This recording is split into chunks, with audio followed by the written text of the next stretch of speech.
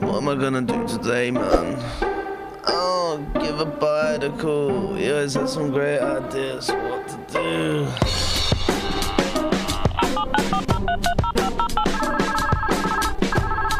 Hey, yo, bud, what's up, man? Yeah, man, what you saying, bro? Yeah, how's it going, bro? How you feeling? Lean.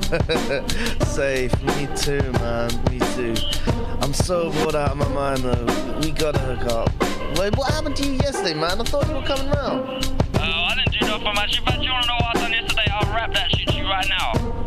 You know what? Open my eyes and what do I see? It's a big Jimmy Bifter staring back at me. I put it to my lips and the taste is sweet. And I heard my brothers rocking out to this beat. I closed my eyes, then rose from my seat. And I had to venture forth to find some munch to eat. And I stopped off in their room and they looked at me. I'd forgotten my pants, you know, I thought I felt free. So after I recovered, then they passed me the zoo. I put on some pants and I had another two. I grabbed up some munch and I gelled back my hair. And I went down to Oxford to check the girls there. But all I see was classic Christian and James. Cause this is Oxford and it's always the same. Popular for chavs, but that's its only fame. And the mental little bread that we all know is fade. We got a cinema with one fucking screen. Uncomfortable seats and they're never ever clean. And everything is closed by 10:30. So we sit around bored and we smoke another bin. We could take a train and we could leave this place. But it would cost a fucking lot and there's a last train race. The underage to just to hang around their mates. Waiting for some drinks so they can get fade. Yo, abide. What the fuck you think you're doing with your fucking life? Yeah, abide. Yeah, you tried. You did your fucking best, but in the end you still died. Yo, abide.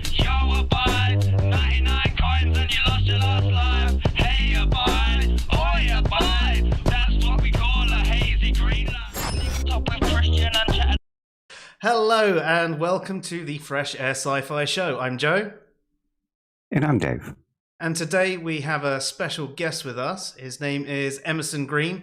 I'm sure many of you already know who he is, but it's great to have you here, Emerson. How are you?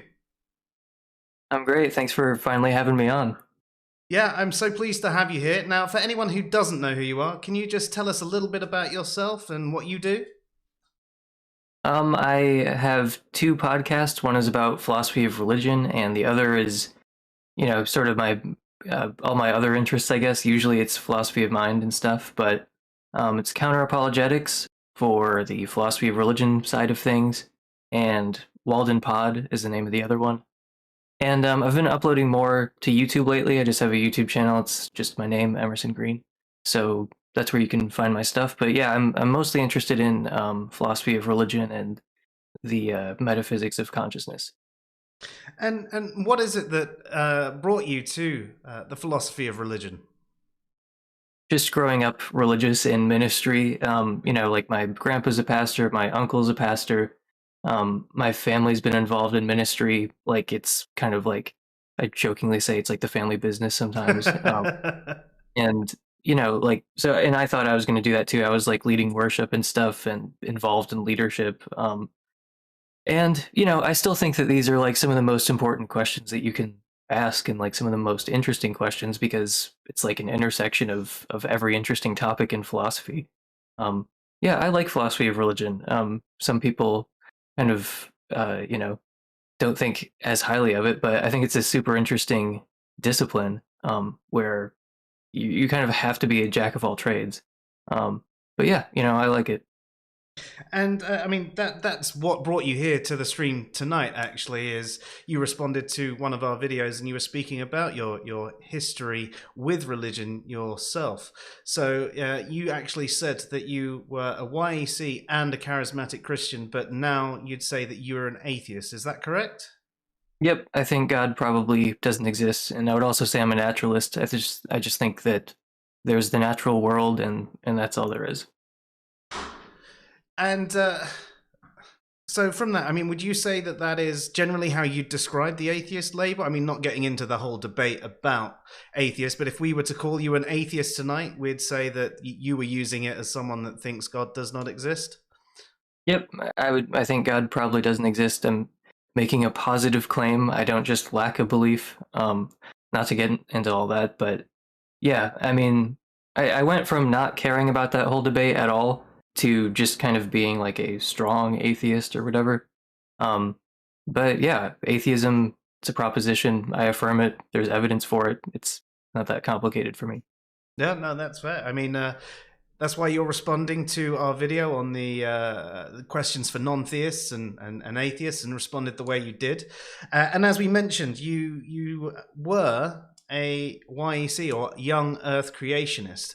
And as Dave and I were talking about on the video that we responded to, we've never really interacted with any real Young Earth Creationists. I met one at work some 10, 15 years ago, so I've got a slight view. I've chatted to a couple of possibly the more fundamentalist types on the internet, but I would love to hear a bit more from you about what Young Earth Creationism actually is and what the core beliefs are. So could you just explain that to us?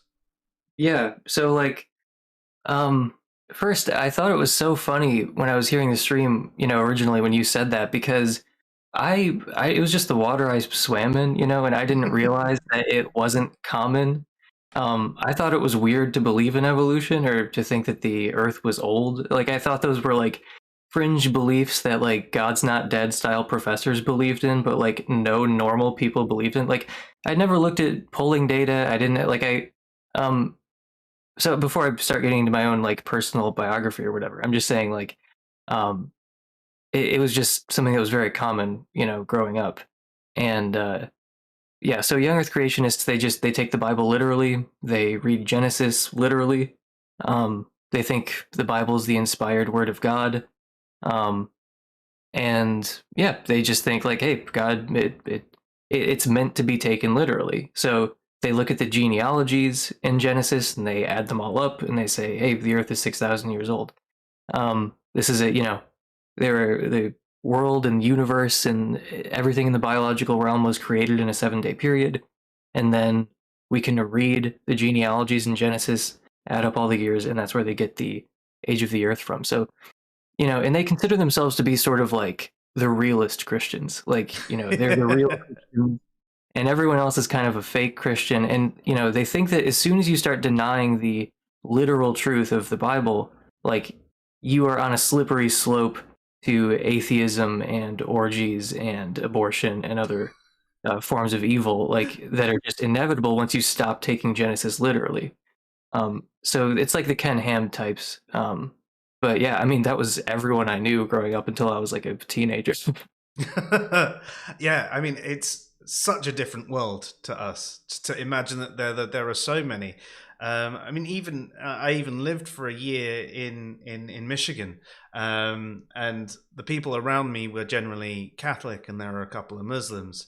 And even when I lived out there for that year, I didn't even hear of Young Earth Creationists. But at that point in time, I wasn't really big myself on the whole religion thing. I'd gone through my Christian schools, and I was in a point where I was going in and out of being an agnostic and a pagan, and exploring things myself.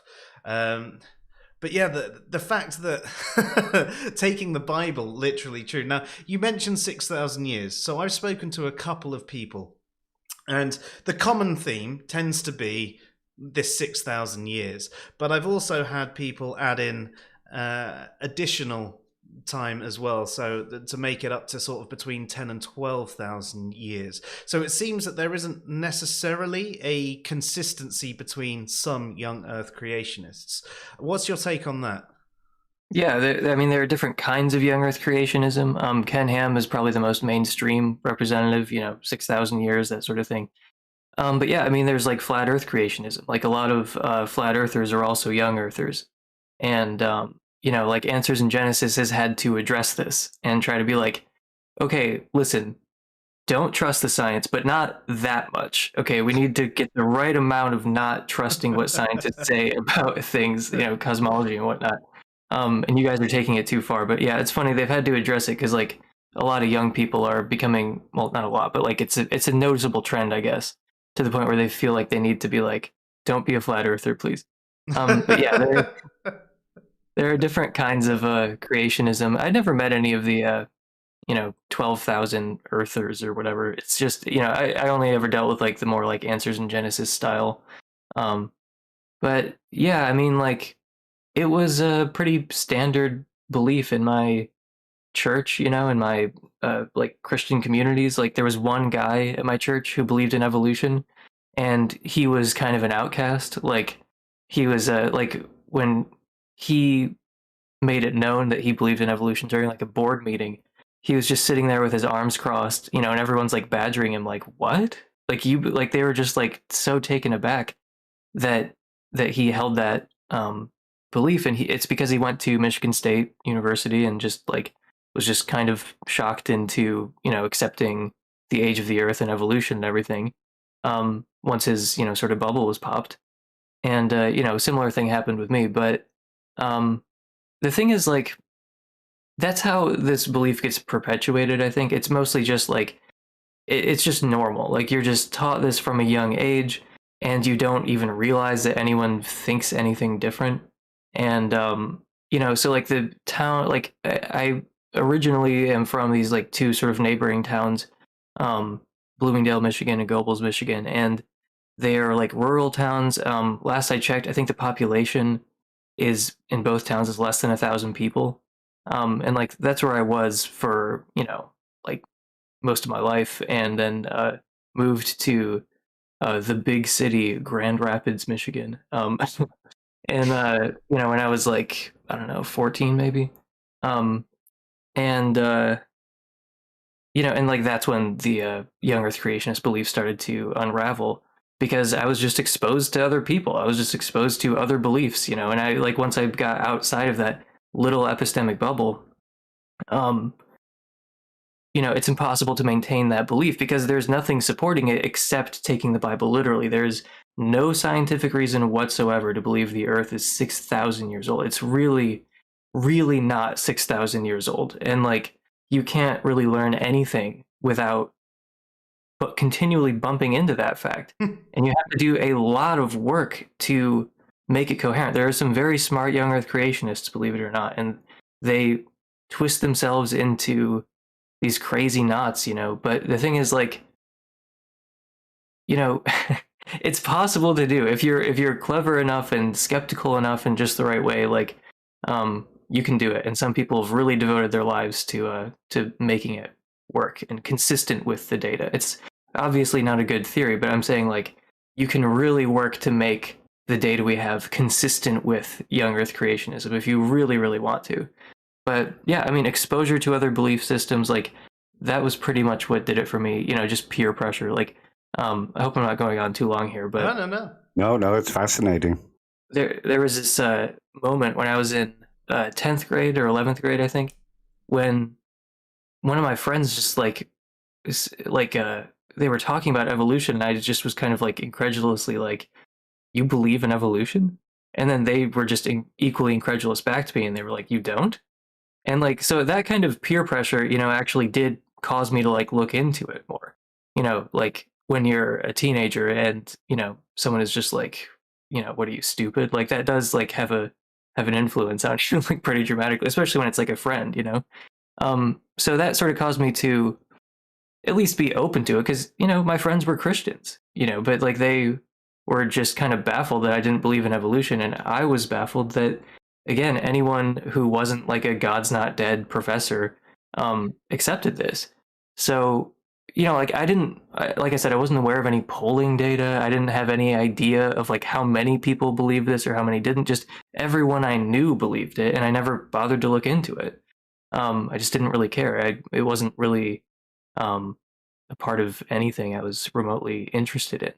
So, I suppose everything else was the extraordinary belief to you. You know, the ordinary belief was the young earth in your world, so everything else became the extraordinary belief. Yeah, I mean, there's this thing that Joe Schmid said once that stuck with me about how we all occupy like a unique position on the grand epistemic landscape. Like, we all have different peers and different familial groups. We've read different books, papers. We've all read different things, seen different videos and debates and whatnot. And yeah, it's just like the evidence base that we're all working with is completely different, you know. And that can be pretty dramatically the case if you're like kind of isolated, like I was. But yeah, it's not something that is impossible to talk people out of. Like, if people remember nothing else from this stream, I guess that would be it. Is like, it is possible to reason people out of this belief. It's like, people are sometimes like out of laziness or I don't know what, like they just think that, oh, you can't reason people out of young earth creationism. Yes, you can. Like, I know for a fact, like, that that's possible. So like, when the whole Ken Ham Bill Nye debate was going on, like that was sort of when I was really, you know, starting to look into it, I guess. And keep in mind, I was in 11th grade when that happened, which is way too old to be believing in young earth creationism. But, you know, I was looking into it, and that really sort of like pushed the snowball off the top of the hill. You know, it's not like I walked away from that thinking, oh, I guess young earth creationism is false, but, you know, it sort of started the process.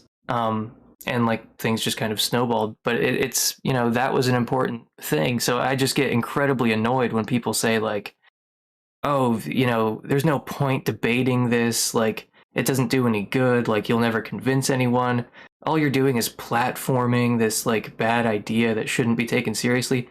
I absolutely hate that, because who knows if I might have never been able to like leave that community, like if people hadn't been out there kind of debating it and trying to show that it's wrong, just using reason.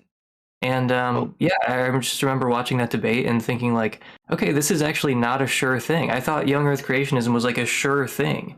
And I watched that debate and I walked away saying, I guess it's not a sure thing. I mean, a lot of those people who argue that you can't debate these people out of it and you can't reason them out of it, a lot of them would have been young earth creationists themselves and now say you can't talk anybody out of it. It's always seemed like a bit of a weird stance to me as well. Yeah. Do you think there's a certain age someone has to come to where they get the doubts put in their minds before they get to it? You know, if they get to, say, 30 years old without ever having a doubt about young earth creationism, are they then sort of too far gone, if you will? Or do you think that they could still be reasoned with? I know people who have changed their minds pretty late in life. I mean, I know someone who, you know, deconverted and stopped believing all that young earth stuff around like 28 or 30.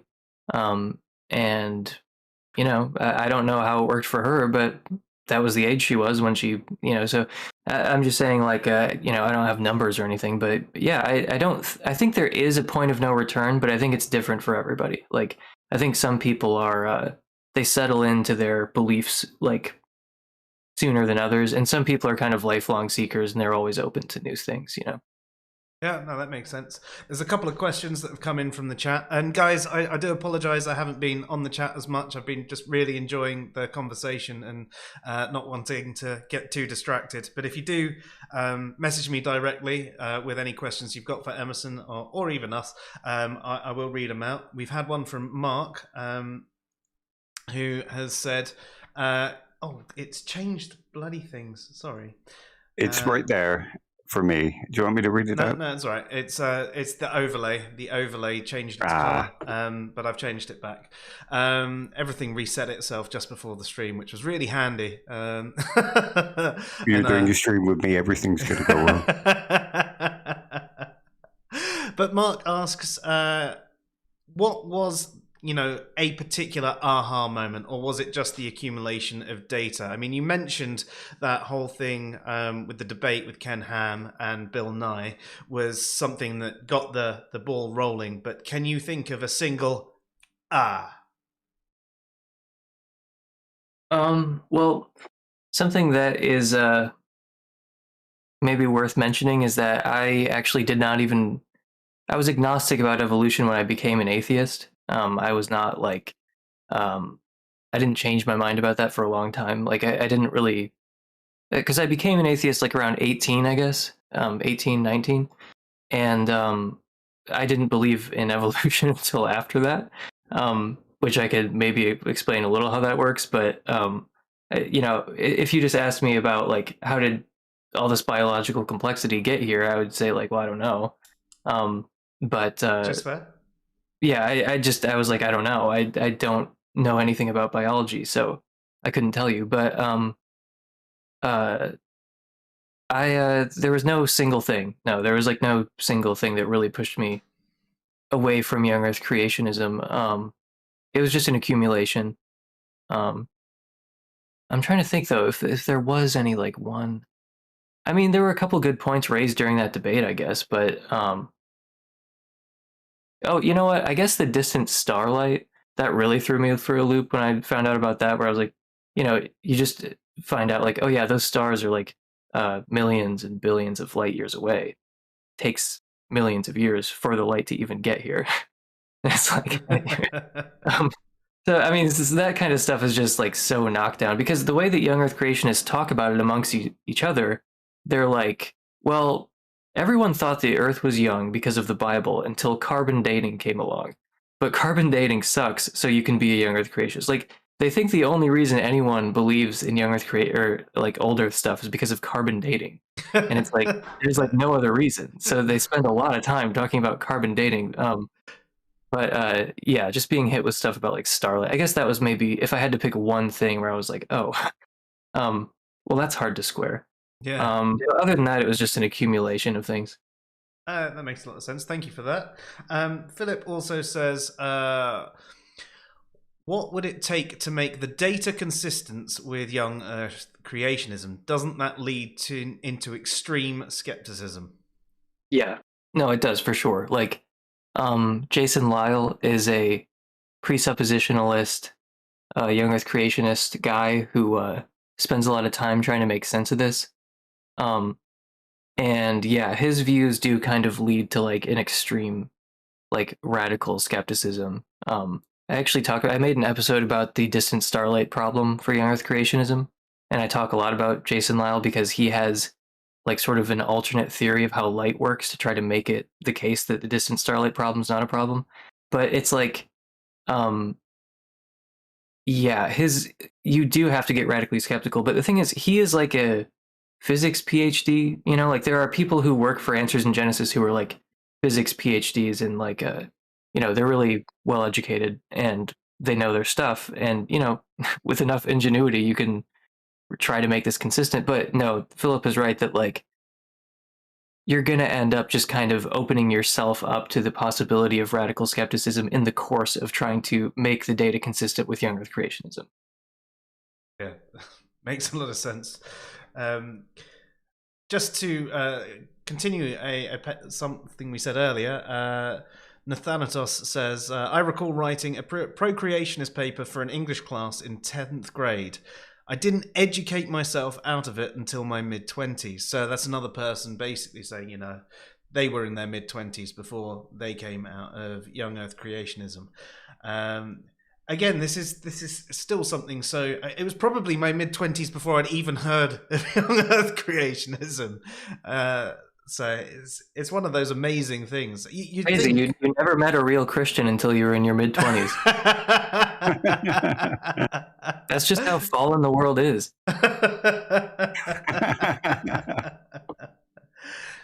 So just a question from me, actually. Would you say that, it's something I've said before, but would you say something along the lines of, if you are in that epistemic bubble, you are rational to believe in a young Earth, even if the conclusion is so obviously false to anyone outside of it?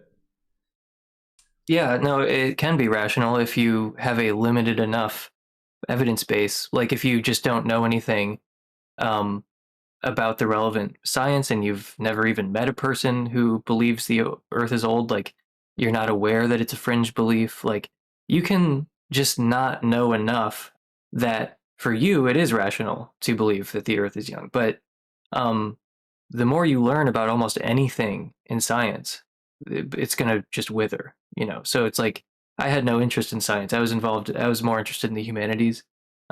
So just never came up. And I lived in a small community where everyone kind of was on the same page about this. Just, in my little evidence base, like there wasn't much to go on, But as soon as I was exposed to other people, it just like fell apart, But yeah, you can have a limited enough, like sort of pool of information about this to begin with. Like it was rational for our ancestors if they for some reason formed a belief that the earth was 6,000 years old, like, and they lived a long time ago and they just never learned any philosophy or science of the day or anything. Of course it would be rational for them based on the information they have to believe something like that. Yeah, it's basically when you start denying all the rational defeaters that your belief starts to become irrational. Yeah, exactly. It's another pet peeve that we have where some of our fellow atheists go around saying all theists are irrational, and I think there is obviously some things from theism that are clearly false, as you mentioned, when you've got an understanding of science and things like that, when you look into things like dating methods. But some people do seem to be so programmed against the science. And there was a point that Mark actually brought up, which is along the lines of what I was going to say. He says, if it was the accumulation of data that eventually convinced you, does he think that is the reason for everybody to keep is that a good reason for everybody to keep trying to reason with believers, even though, like we were saying before, some people think that they're just irrational, they're not going to listen. But maybe if enough people try in enough different ways to reach young earth creationists, maybe this accumulation of data can also be reached with them. Yeah, no, totally. Like, so if you don't care about this issue, then that's fine. But if you're like me and, you can imagine yourself being left behind, sort of, because it's like, if you believe in young earth creationism, it's going to be a lot harder for you to be a part of the modern world. Like if you want to be involved in any of the sort of collective projects we have, like collective, intellectual projects, it's going to be hard for you to be a part of that. And I'm sure there are plenty of bright people who just it's not anyone's fault. They just ended up in a situation where they have a weird set of beliefs because of their local community. And yeah, I mean, so I feel sort of a responsibility to talk about it and try to talk people out of it, because I came from that situation and I was reasoned out of it. And I think that there are probably lots of other smart people who can be reasoned out of it. And it would be better if they were, because then they can be a part of, collective intellectual projects if they so choose. Do you find many say you were never a true young earth creationist, you were never a true Christian if you no longer are? Yeah, a lot of them say that. They say that I, was never really saved or was never really a Christian or whatever, because they just can't fathom how you would really believe and then change your mind about that. Which that's true. I mean, anyone who, sometimes I feel that way about atheism. I'm just how does anyone really grasp the reasons for atheism and then become a theist? So I think that that's just a thing about human psychology. It's very hard to see how you could be wrong sometimes, but I don't know. But yeah, they do say that. Yeah, that's fair enough. James says, is there a point where we should tolerate these alternate hypotheses of natural history in school curricula? No. I mean, why would they be tolerated? Why would we teach flat Earth? I mean, which is more implausible, flat Earth or young Earth? I mean, so people want to jump and say flat Earth, but the thing is, it's actually kind of close. And I think if you get in the weeds, it's pretty hard to figure out which is I think it might even be young Earth. I'm not even sure. So, I mean, should we teach flat Earth too? I don't know. Maybe it should be addressed if enough people believe it. But the whole teach the controversy thing, there's only a controversy among lay people and people who just don't know anything about this. And I don't say that in a derogatory or derisive way. I was one of those people who believed in young earth creationism because I didn't know anything about these subjects. I explicitly did not care about these subjects. I didn't like science when I was in school.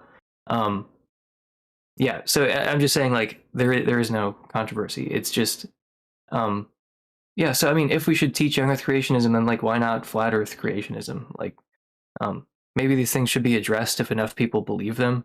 But no, I think you should just kind of be honest. Like, you should have enough respect for young Earth creationists that you tell them how completely insane their beliefs are. Like, you shouldn't treat them like babies and like with like kid gloves and stuff. Like, no, you should tell them what the evidence is and how it conflicts with their views. You'll have a better conversation if you're straight about it. Yeah, that's fair. I was going to say, actually, when I was out in school in America, there didn't seem to be any sort of religious education classes. Now, my schooling over here, even when even at Christian schools, I always went to Christian schools and until, very late on, we had religious education and we learnt about all the different religions, so we would learn about Hinduism and so on and so forth, but still young earth creationism never came up. Certain beliefs, I think the belief that people believed that the earth was flat came up, but the young earth thing never actually came up. Oh no, we've lost him. We've lost him. Is he back? You're back? Maybe not. No, it's my front. That's my back. Okay, well, I'll carry on with my point anyway. I was going to say that, we were actually taught a lot of different religions at school, even at our Christian school. I feel it was done quite impartially by the religious education teachers, and it gave us insight into different cultures, what they believed, how they evolved themselves. And this in itself gave us a deeper insight, should we say, to looking into these other religions, and it gave us the ability. I mean, maybe that's why I was exposed much earlier. You're back. Sorry, I have kind of a bad. There's like a winter storm where I'm at, and things might be. I think it's fine. It's just there's a storm going on right now. My connection's not great. But is everything coming through fine for you guys? Yeah, seems fine. Okay, Yeah. good. So just to recap, I was just talking about how they're, at school we actually had religious education. We learned about all the different religions. Even flat Earth did pop up. That some people did believe in a flat Earth, but young Earth never actually came up. I was actually really interested in things like Hinduism at school. It seemed like a very interesting religion to me. But when I went to school in America, there was nothing like this. There was no religion taught at school at all. Everybody was sort of like not allowed to look outside of their thing. When you were doing things like geography, it was name the states in America. It was all very, this is America, this is how we do things, and let's keep everyone in a bubble. I even got suspended for saying hell. And so when they told me that, I went, why the hell are you doing that? So I got myself a second day. But it was just like, honestly, why the hell is that something to suspend someone for? Like, I don't know. That's weird. That was like a Christian school. No. So this was in America. So it was just a standard state school. That's weird. Yeah. But yeah, so you weren't allowed to use that word. They saw it as bad, or if not worse than any swear words. You weren't allowed to have. There was this. I suppose in America there is quite this separation of church and state, and so maybe that's why you don't get any religious education in schools. But I don't know if that's how it was for you. It sounds like you had quite a small bubble, and you weren't even aware that there were these other views. I mean, I didn't go to Christian schools or anything. I just went to public school, except for the last few years in Grand Rapids, where I went to this weird kind of like sort of charter school. But then my siblings had to all go to Christian school because I became an atheist. So parents had to figure out how to like keep them in the religion. But yeah, I mean, the school system, yeah, there is a separation of church and state to some extent in the U.S. But religion is just so pervasive, and it's like so, like this young Earth creationist stuff. The reason why I was so surprised that you'd like never met one is because about half of the Christians in the U.S. are young Earth creationists. Like, I mean, according to Gallup polling, it's like 40% of Americans roughly, and that's 40% of Americans are like they believe in creationism. They think that God created human beings in their current form, like pretty recently. So if you do the math, that's like the majority of Christians in the US. So sometimes I just say roughly half to be conservative, but yeah, I mean, like roughly half the Christians in the US are young Earth creationists. It's like a pretty common thing. Yeah, and actually, Philip's got a relevant question. He says, why is YEC so popular in the USA? Because it's a Christian nation, obviously, and because we actually believe God's word, unlike you. But, no, I mean, like us heathens. I mean, that is how they see it. They're just like, look, we're just like, sometimes they actually say things like, we're not interpreting the word of God, we're just like reading it. It's like, well, it's impossible not to interpret things like that you're reading, but they just think that they're real Christians, So I'm sure there are like contingent historical factors that explain this, but I'm not really aware of them. I just know the people who believe it think that like this is what the Bible says. Like why would God put? Well, I mean, God wouldn't put untrue things in His word. So I mean, this is what the Bible says. Yeah, that's fair enough. We've got a question from Honestly Atheist, which actually is going to tie into the next section, which says, did you go from YEC to a more progressive form of Christianity, or was it straight path to Satanism? Progressive form of Christianity. Well, no, because they aren't real Christians, obviously. It's like you go from, like, the idea of being like a liberal Christian to me at the time was like, you just might as well be an atheist. Like there's no point. Like you've strayed so far from anything resembling like real Christianity if you want to be like a progressive Christian. Like that's obviously not real Christianity as far as I was concerned, at the time. And there are like real Christians, who are sincere, who are like progressives, whatever, but I'm just saying like that's how I saw it, and that's how many Christians see it. Like I saw something on Facebook the other day that was like, I don't see how you can be a Christian and vote for Democrats. And it's like, I'm just, that's how they feel. But no, I can't even imagine my former self like going to progressive Christianity for any amount of time. Like I said, you might as well be an atheist. Like my friends and family would have considered me an atheist, Yeah, I suppose there is that practical atheist take, where if you're not in line with the doctrine or not behaving the way they expect you to act, for all intents and purposes, you're practically an atheist anyway to particular Christians. It was an old slur that was used 100, 200 years ago. And I suppose it's something that is still used today as well. Kinda, yeah. I mean, because you must not really believe it, if you're like living like a progressive Christian, then like that's what they're thinking, they're thinking, well, clearly you don't really believe this, or else you'd be behaving completely differently. Yeah, it's amazing to hear how tied in that is to to the zeitgeist. Dijon says that he actually deconverted from YEC to a moderate form of Christianity and then atheism. He accepts the theory of evolution and rejected the young Earth creationism interpretation of the Bible. But actually, Otis, a little bit further up, didn't get to you say it, said that used to be an old Earth creationist and accepted the scientific age of the universe, but still denied evolution. So, I mean, you actually said that you were an atheist yourself, and still were unsure about evolution.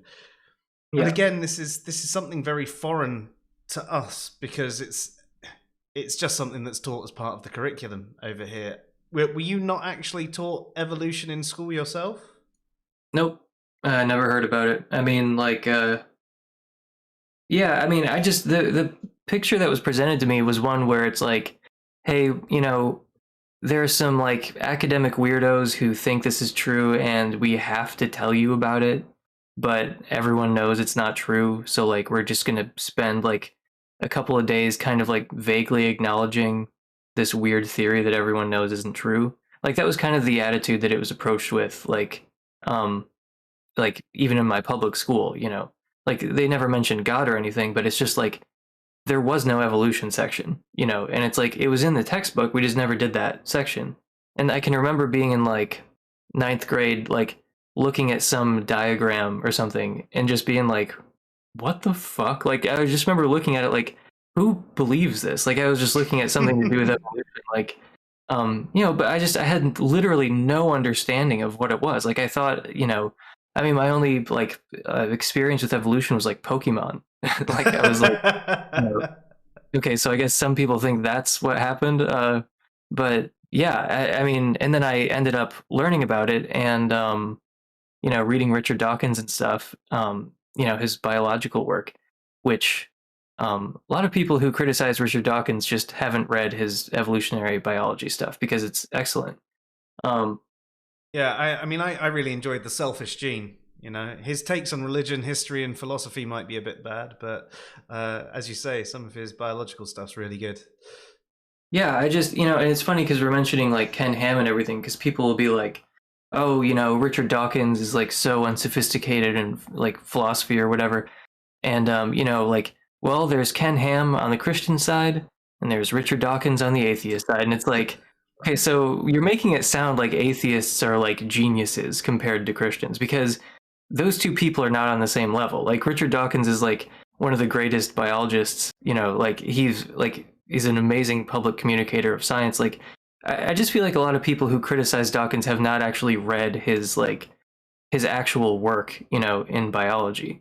But anyway, a lot of his stuff, you know, I sort of became like obsessed with evolutionary biology for a couple years there, like when I was like 19, 20, 21.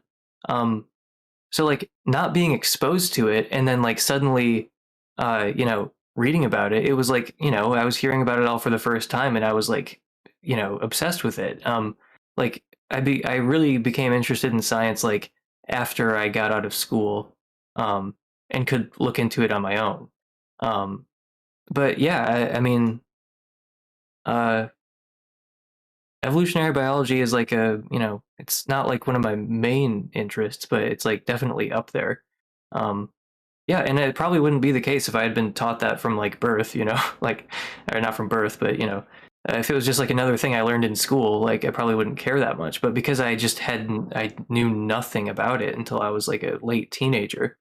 Then when I did find out about it, it was like, you know, it was try not to sound too corny about it, but it was like it was really enlightening. Like it was a spiritually like important experience, I guess. Just like learning about evolutionary biology. Like it was almost worth like being indoctrinated to like find out about evolutionary biology when I was like more capable of appreciating it.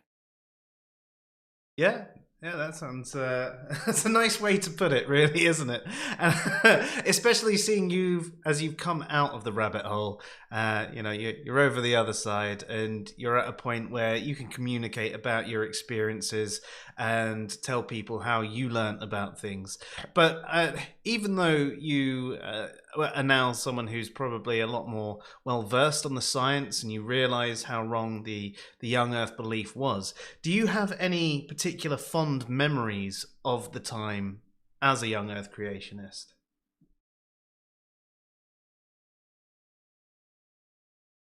I mean, like that specifically pertained to young Earth creationism? Not really. No, I mean, like there were some, like I had a friend who kind of confided in me, like you basically can't be a Christian and believe in evolution. You know, so I mean, sometimes I'll reference that, but I mean, good memories to do with young Earth creation.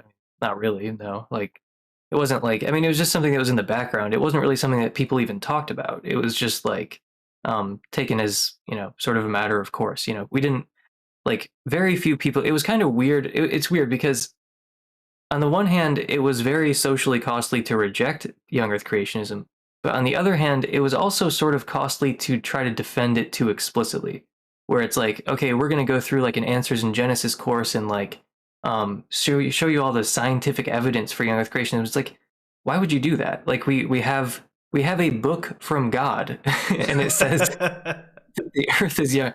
Why are you even bothering with the scientific evidence? It almost shows that you don't really like believe God's word. Like, what more do you need exactly? Like, it says it in the Bible. Like, why are you obsessing over the scientific evidence? Yeah. Yeah. I mean, I've never been in the position where it's just, I've just accepted something like that. I mean, there's lots of things I've accepted as a child. We all do. And I suppose that's the thing. Growing up in that environment, you've just always accepted it. It's your regular beliefs. And anyone that suggests anything different, they're the extraordinary beliefs. It's just one of those things it's hard for me to imagine just accepting something like that. Yet this is coming from someone who used to believe that they were Superman and that they'd stolen He-Man's sword. But I mean, the thing is, how different was your upbringing, really? I mean, like, so you're like 10 and you're reading like scientific textbooks and like proving the age of the Earth? No, you're just accepting it on authority. You're accepting it, the testimony of authority figures in your community. That's how 99% of people form their beliefs about the age of the Earth. And, I was no exception to that. It's just, I grew up in a different epistemic community, whereas like, other people, they're going through the same exact process that young Earth creationists do. They're just accepting the testimony of authorities. It's just that there are different authorities in different communities, but like, so you say like, oh, well, how could you just accept a belief like that? It's like, well, you did the same thing, and so does everyone else. Like, they accept beliefs about the age of the Earth based on testimony of trusted authority figures. That's what 99% of people are doing. That's what all children are doing. And it's basically just the luck of the draw about like, where are you? Like, which authorities are you listening to? I'm completely with you there. I think that's something that is frequently overlooked. Is the fact that is how we all learn. It starts off with our parents. We just accept what they say, and all those little lies about Tooth Fairy or Santa Claus or anything like that, we just believe it. And you know what? With things like the Tooth Fairy and Santa Claus, there's actually evidence to it for us, because there's that money under your pillow, right? And there's the presents in the stocking, and there's actually evidence there. We're lied to hardcore. I mean, it's fun lies, and you learn from it, and you learn that everybody lies, even if it's a good lie. Do you guys have kids? Yes. No. Do you tell them about Santa? I let them have fun with it, but I don't confirm or deny. I go, well, what do you think about that? I try and get the questions out. Obviously not to the girls anyway. The girls are only, one of them's just 4 months and the other one's 2 years old. So they're too young to have these things going on. But with my son, it was a case of, so what do you think? Is that what you think it is? So are you sure that's it? Well, how do you know? And it was just trying to ask him the questions and get him to think about it and go, well, I mean, if that's what you think, they do say that you have to believe in Santa for him to bring you presents, I guess. I don't know. You've seen Elf. Sorry? You've seen Elf. The sleigh can't fly unless people... So yeah, it's a tough one. It's a tough one because I don't want to spoil it for them or spoil it for the other kids. It is a bit of fun, and but at the same time, I don't like the fact that I am lying to them. I don't want to lie to them about much. I try and avoid questions I don't want to answer until they're a bit older. I happily tell them anything, but there are certain ages where kids don't shut up and they go and tell their friends everything. So you have to go, that's a question for when you're older. Right. What about you? I don't have any kids. Okay, me neither. But I mean, I would probably go along with the whole Santa Claus thing because it's kind of fun, and everybody else does it, and it's something nice at the end of the year. Yeah, I mean, like, so me and my wife, like, were arguing about this the other day. If we're gonna have kids, like, she was like, "Oh, we're not gonna, lie to them about Santa," and I was like, "The hell we aren't! Of course we're lying to them about Santa. Yeah.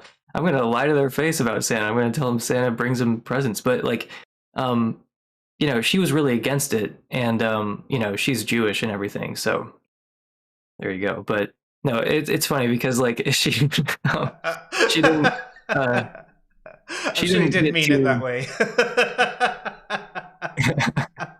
She didn't get to experience the joy of Christmas, and she also has never known the love of Christ. So, but she's and they killed Jesus. But I mean, I'm not even bringing that up. But like, it's just that aside, she never experienced the joy of Christmas, and she, as like a 7-year-old, like told, oh God, I don't even know if I should say this. She told, we'll just say she told another 7-year-old that Santa wasn't real because she was mad that like they got to have fun with Christmas and like she didn't.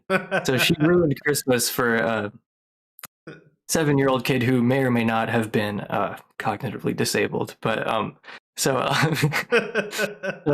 she I love my wife, by the way. I think this is all very funny. In case it doesn't come through, but yeah, 100%. I would lie to my kids about Santa, but I mean, I would respect what any parent wants to do or like is or isn't comfortable with. But yeah, it just seems like a fun thing. But yeah, I mean, kids will believe whatever you tell them when they're young. Yeah, and I suppose that's why I think you need to try and give them a diverse education and try and let them come up with some of their ideas on their own as well, and then test their ideas, ask them questions about their ideas, and try and get them to think on them a little bit more. That's a bit more difficult though. But I mean, Philip just said in the chat he loved the whole Santa experience as a kid, and I think that's something a lot of kids can look back on and really enjoy. I do think there is a problem though when some parents make all the expensive presents come from Santa, and then you get other kids go, well, what did I do wrong? Like you've got these ones that are getting iPads and motorbikes and all of that, and I've got an orange. Yeah. Well, tell Santa hates the poor. I mean, they got to let him young. He's a Republican Santa.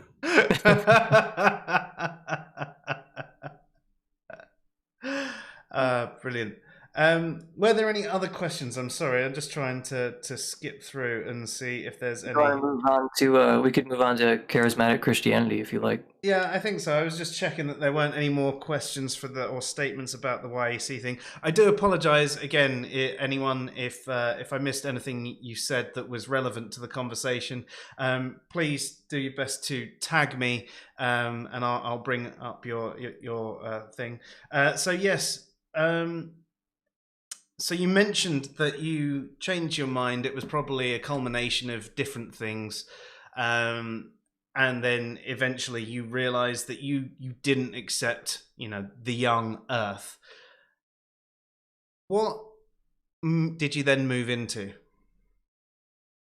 Well, I was basically an atheist at that point. I mean, this stuff was never that important to me. Like, I was more concerned with like philosophical issues to do with like evil and suffering and hell and free will. Like those were kind of the things that I was obsessed with that had to do with my deconversion.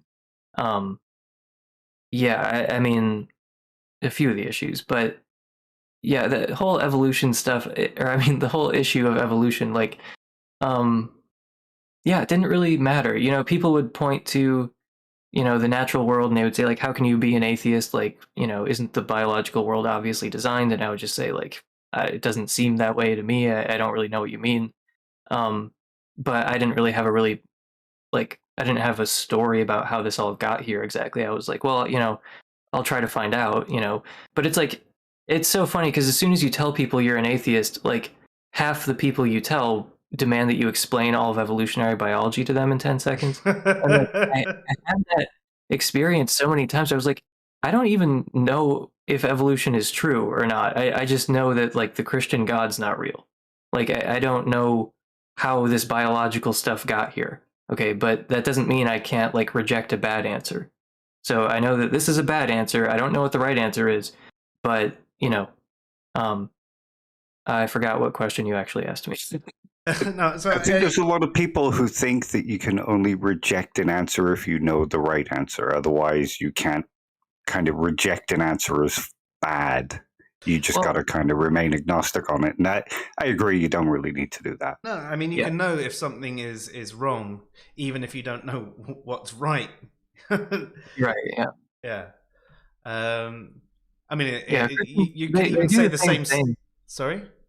I was just saying, Christians do the same thing with like the resurrection all the time. Like, I was just trying to watch some resurrection videos because I've always just been so unimpressed with like the apologetics like that support the resurrection, where I was like, am I like straw manning this? Like, am I like not taking into account like the evidence? Is there actually better evidence than I'm aware of? There isn't. It's actually all really, really bad. It's kind of astounding actually. But like, so they would say sometimes in these videos I was watching, like, you need an explanation. It's like, well, I might want one, but I really don't need one. Like, at the end of the day, it's like there were some religious devotees, their guru died, and then these devotees say that they saw their guru after he had been killed. Cool. Like, it's like, well, how do you explain that? It's like, what are you talking about? Like, what do you mean, how do I explain that? Like, it just doesn't matter on some level. I mean, like, I'll try to come up with an explanation, but I don't really need one to reject the one that you're talking about. No, that's true. It is quite an interesting phenomenon, actually. I mean, you can sometimes tell if something is obviously false. The evidence can actually show that something is clearly not true, or at least highly probably not true. But you might not know what the truth then is about this particular topic. You might only have part of the picture. And again, I think it's we humans are guilty of this binary thought.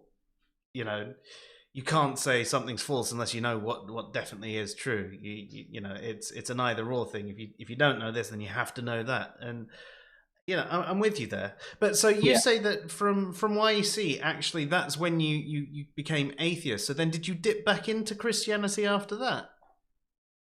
Nope. I became an atheist around 18, 19. I rejected young earth creationism around that same time. For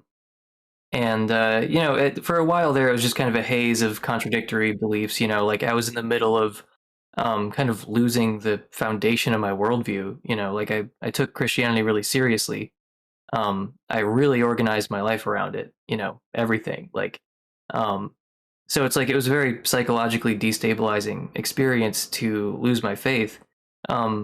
So yeah, during that whole like year and a half period, from like 18, 19, like, yeah, I'm sure there were a bunch of like contradictory weird things. Like I said, it was just kind of a haze of contradictory beliefs as I was kind of transitioning into a new chapter of my life, So I don't know the exact order, but I lost my belief in young earth creationism and in God like around the same time.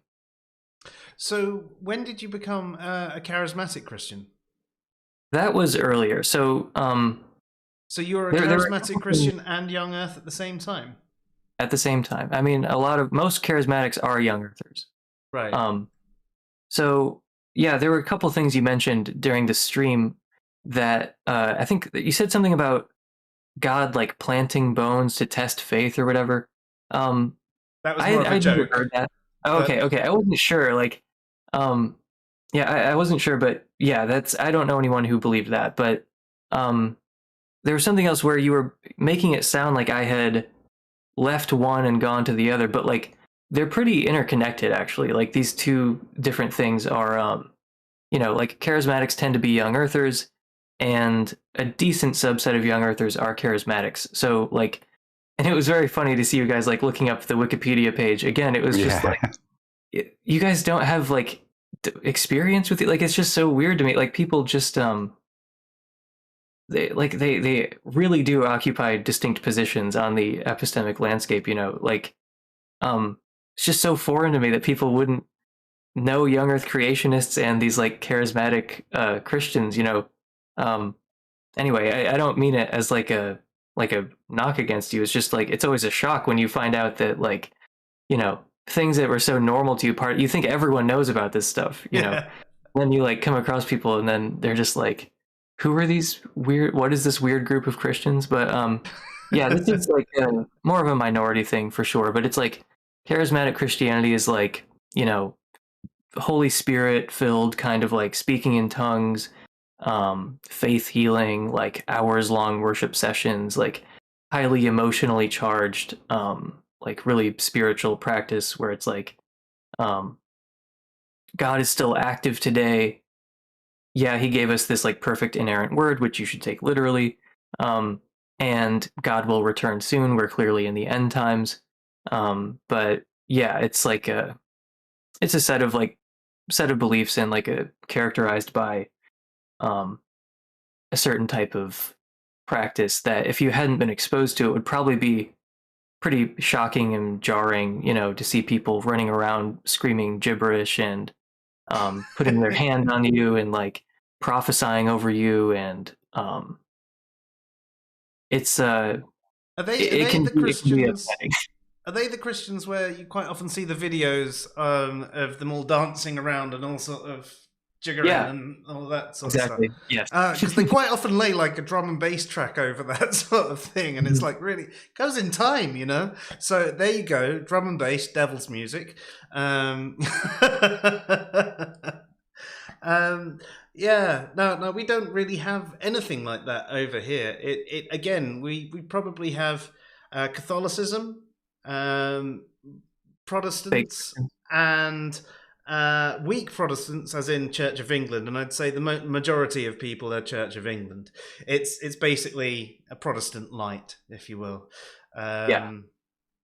And that's pretty much it. You generally don't have much. You might have small communities, and obviously there are different faiths. There's a lot of different faiths, and they're different things. But like when you're thinking about the big religions in the UK, I'd say apart from certain towns, which might have a big, big Muslim towns or big Hindu towns, generally that is what you'll have. I mean, is that sort of what it's like in Wales as well for you, Dave?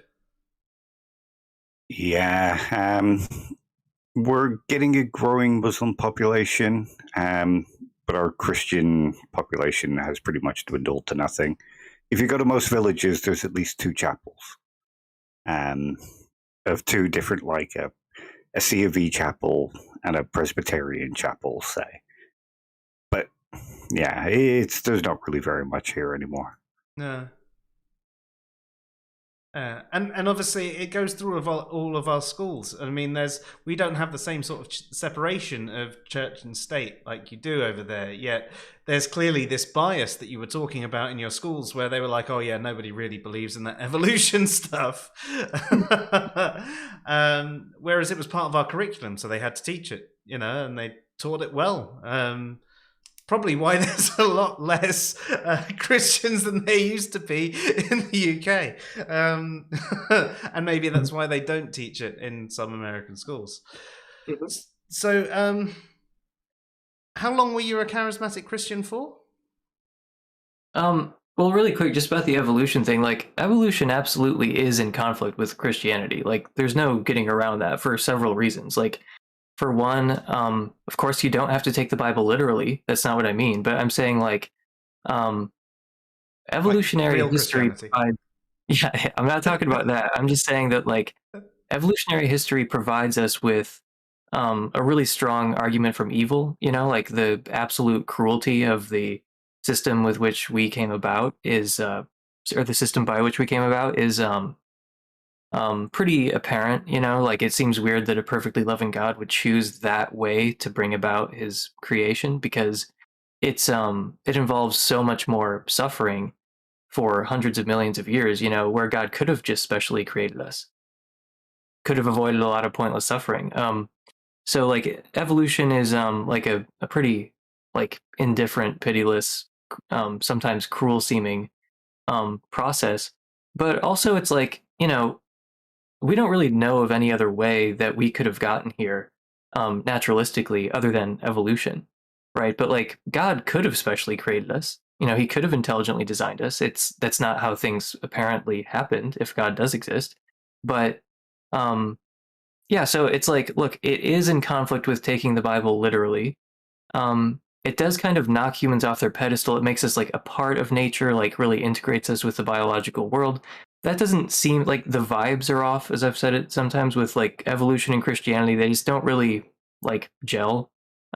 Because evolution means that like it really, I mean, I find it kind of enlightening where, you know, where I think about how I'm a part of the natural world. I'm like, you know, there's like this interrelatedness of the biological and physical world.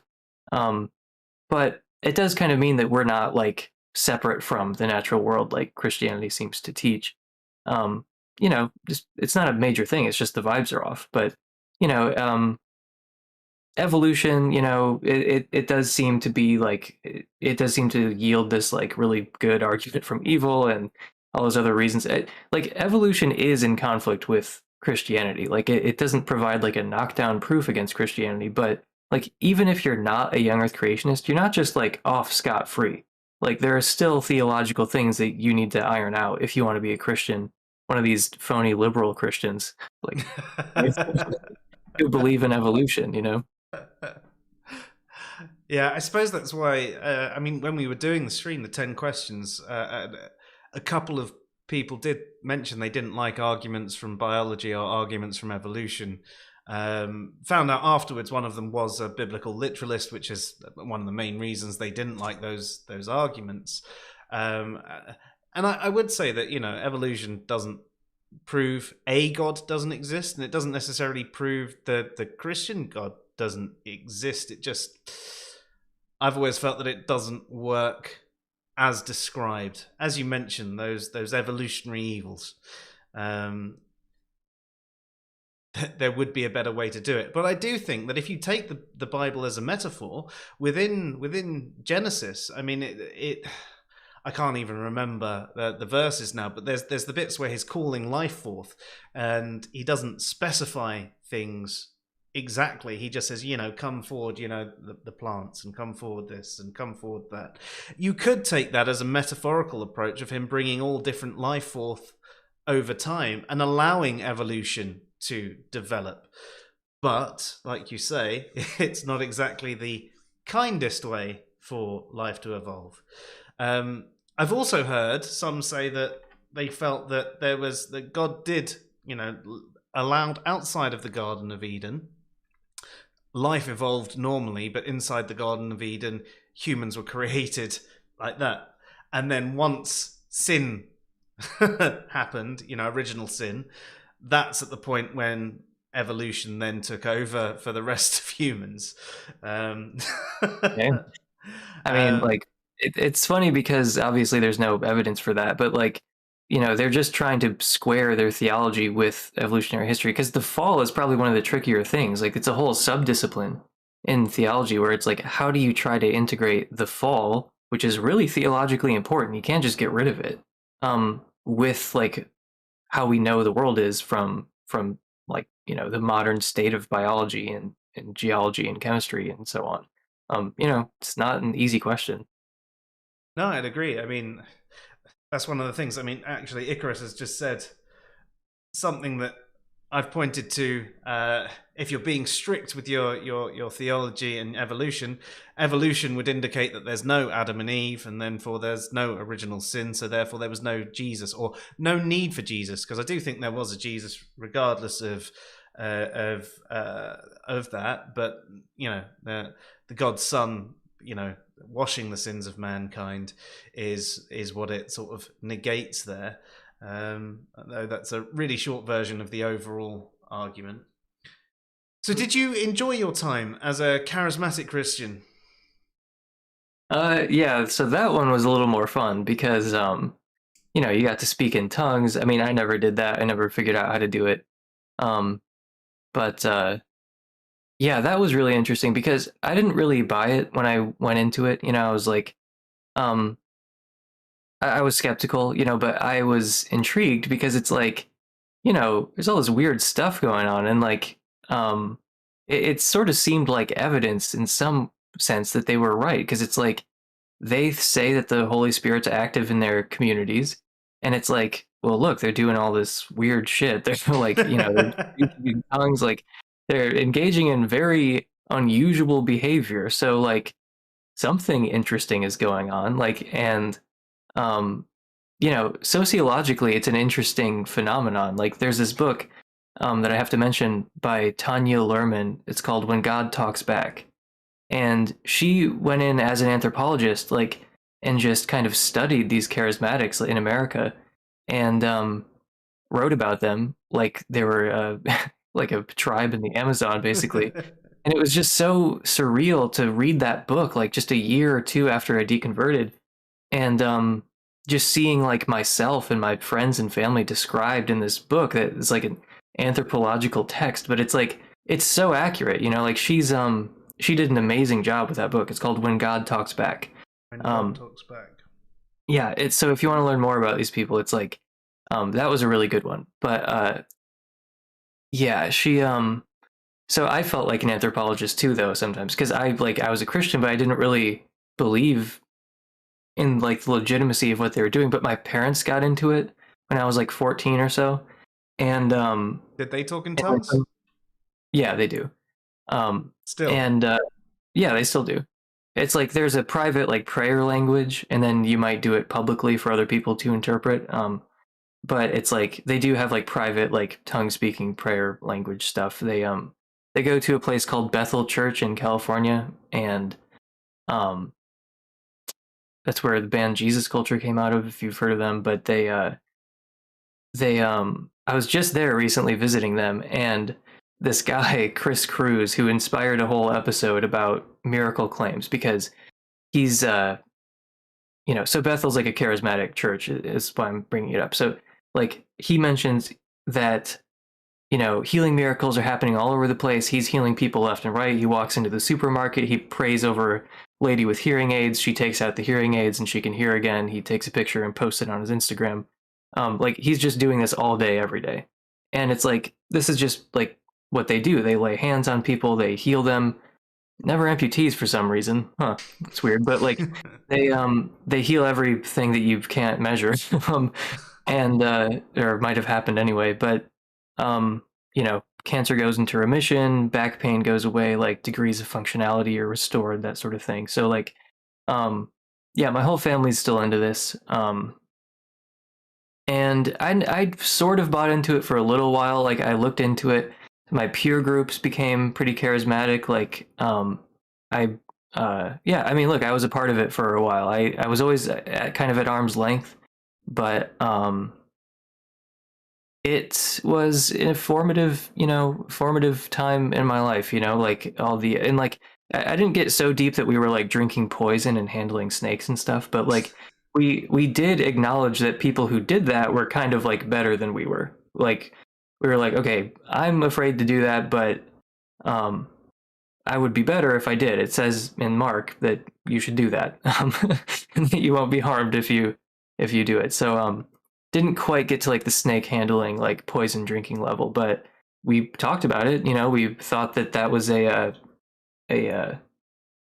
thing that would make us kind of like more legit, as Christians. Like, by the way, even that portion in Mark where it says that was probably not even a part of the original manuscript. Like, there's this kind of rough grammatical transition, and it's just a weird. It clearly was tacked on like to the original manuscript. Anyway, so that part that says all that stuff probably wasn't even in the original. But anyway, I'm trying to. I just wish I could just show you, because it's so bizarre if you've never seen it. Like you mentioned the videos of people just kind of like on the floor doing that and stuff. So it's like, yeah, that was like, but that's like entry level is what I'm saying. Like you're like, that's just standard. That's like, you walk in the door, that's happening 10 minutes later. Like, I wish I could just show you some of the really crazy stuff, but my peer groups kind of shifted that way. I had a girlfriend who was like a charismatic, spoke in tongues and stuff, and like had these visions and whatnot.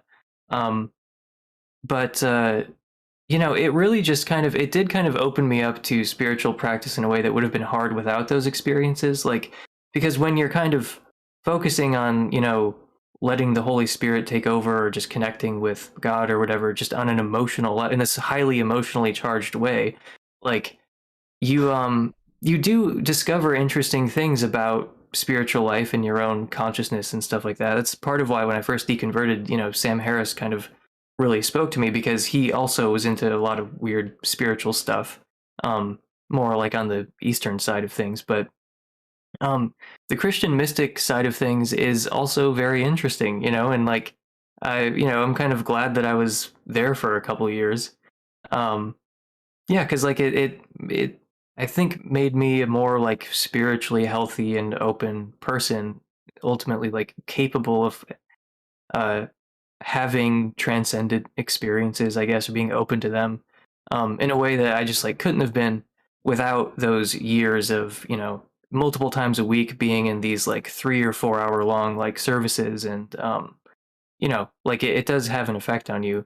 One other thing I wanted to mention, though, is that people see that stuff from the outside, and it's a dead giveaway that you've never been a part of it if you think everyone is just like faking it. They are not faking it. Okay, like I'm sure there are like righteous gemstones people, like at the higher levels, like the ones who are really making money. Like, yeah, I'm sure they're faking it on some level. But the people who you'll encounter, they're not faking it. This is legit. This is something that's really happening to them. And so, for instance, this is a practical consequence of that. It'll make you realize that fraud is not always the best explanation, or that like lying is not always the best explanation for some of these religious things. So, for instance, Joseph Smith came out of the burned over district in New York. He was involved in this kind of charismatic, revival cauldron, like that was going on at that time. And, so it's like, Christianity, there's folk magic, there's all this charismatic stuff going on. And it just kind of has made me doubt the idea that like fraud is the best explanation of what Joseph Smith was up to. I think it's totally plausible that he really believed most of what he said. So I just kind of always cringe when people are like, oh, Joseph Smith was a fraud, like these people are liars. It's just like, it's just not true. It's a dead giveaway that you've never been a part of this kind of like charismatic thing, because they're not lying, they're not faking it, not fraud. I'm sure it's there sometimes, but it's really not the best explanation.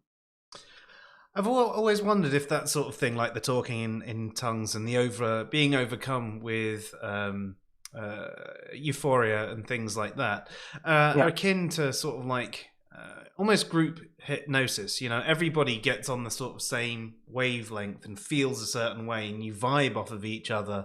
I've not been in that certain circumstance, but I've been in places where there's been this positive vibe, and you're all feeding off of each other, and it's that sort of like good thing that it passed round all of you. And if there's these additional beliefs included, where you might talk in tongues, you might feel the Holy Spirit, and you are going to feel good, maybe it's just that exemplified. Everybody's sort of expecting it to happen, and they will the feelings into themselves. Yeah, it's so interesting psychologically and sociologically if you think that, like, ultimately their story about what's happening is not true. Like, and that doesn't even make you an atheist, because a lot of Christians don't buy into that shit. Like, they look at it and they're like, that's weird. I don't want anything to do with that. So if you think that the charismatic story about what's happening isn't right, it almost becomes more interesting, because it's like, wait, then what is happening? Like, what is going on? Like, just psychologically. And that's part of why I loved that book so much, When God Talks Back, because she just kind of analyzes it, objectively. But once you become a naturalist, it's almost like some of this religious stuff becomes more interesting, because the story about it has to change. It's not as straightforward as like, well, the Holy Spirit showed up and he's he's involved. Like, that's why things are different. That's why people are behaving differently. Once you take the Holy Spirit out of the equation, it's kind of more interesting what's happening. But yeah, I mean, a lot of it is like, yeah, it's exactly what you say, but some of that is kind of kindled by like the music, you know, like it's that like the charismatic stuff is they produce some pretty fun music. Like there, it's funny because like I was involved in like the white version of it, but like the black version of charismatic stuff is like also very fun. Is that sort of like the gospel style music? Or... Yeah. Right, yeah. Oh yeah. This is more standard among like black people in America. Like this sort of Christianity, it's sort of like a minority among white people, and it's like pretty common among black people, like black Christians. Like this is a way more dominant form. Like this kind of Pentecostal style stuff is more common in the black Christian community than the white Christian community. But yeah, the music is fun, and the music has a lot to do with these kind of like spiritual experiences that people have. Yeah, that makes sense. I mean, music's one of those things. Again, it goes into the sort of hypnotic lines as well. All the different sound waves and everything like that. And again, it brings people together. It gets people thinking along the same lines. And yeah. It's an art form. I mean, like the worship leaders are like really talented at creating like the environment where people can have spiritual experiences. Like it's a talent. Like you can be better or worse at like generating these sort of like transcendent spiritual experiences in people as a worship leader. So, you know, when I had become an atheist, I was still leading worship for a while, because you don't just be like, okay, I'm out. You know, sorry about that, everyone. Like, you know, you're just kind of, because of inertia, doing the same things for a while. And so I was an atheist, like leading worship. And then I would be up there on stage being like, oh, fuck Jesus, blah, like trying to see like, you know, because obviously if it works the way they say it works, that should really screw things up. You know, if I'm like saying things like that, like on stage, you know, like just barely backed away from the microphone, like the Holy Spirit knows about that, you know, God knows about that. So it's like, you know, shouldn't my heart and like what I'm doing as a worship leader, shouldn't that influence things? But stuff like that, you know, no matter what I was thinking, no matter what I was saying, no matter how I felt, didn't change anything. But if I play a wrong note on purpose, then you can see that that does have an effect, like in the crowd. Like, so, you know, trying to blaspheme the Holy Spirit, no effect. Playing a G sharp in a song in the key of G, you know, hands start going down. People stop connecting with the Holy Spirit so much. So, you know, yeah, I would just kind of like do these little things to like see, like, does this work the way they say it works? Or is there like a more natural explanation, like having more to do with music and lights and crowd psychology and that sort of thing? That's amazing. Is there anything about the music and stuff like that in her book that you mentioned earlier? Yeah. It's been a long time since I read that book, but yeah, I believe there is. Yeah. I mean, she could have just done a whole chapter on you. Yeah, I was watching this guy. Occasionally, he'd play a wrong note, and you'd see it fuck everyone up. Yeah. It's funny because people like have their hands in the air and you play a wrong note and like you see hands go down. It's That's like, amazing. oh.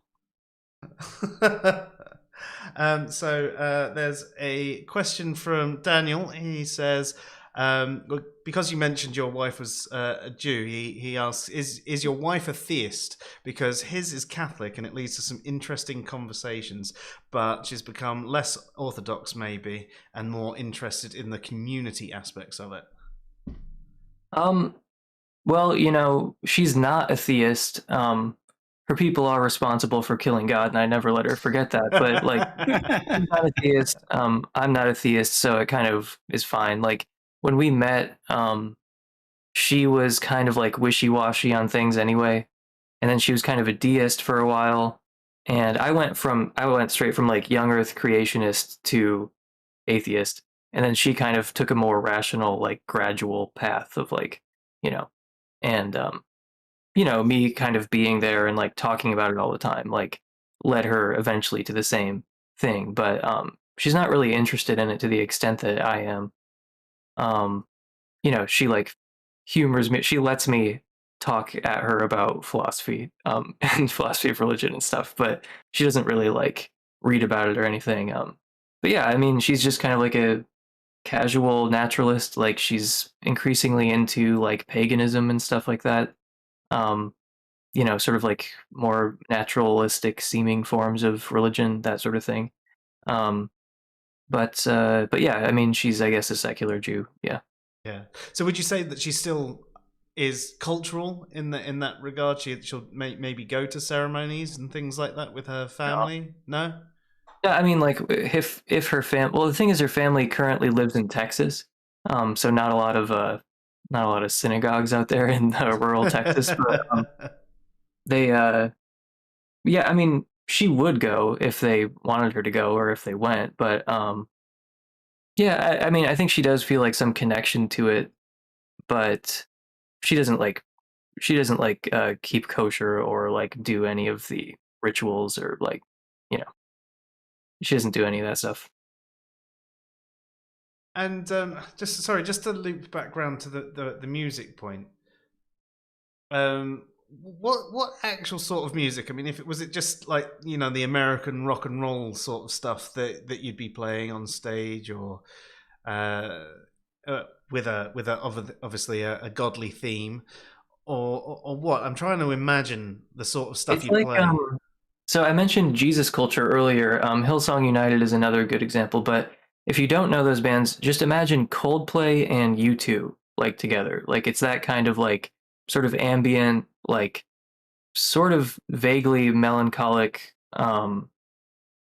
Yeah, like yeah, it's Coldplay and U2. Like I don't really know how to put it into words exactly, but like that's the vibe. Like modern worship music, for probably 15 years now has sounded like it's basically all just been a Coldplay ripoff.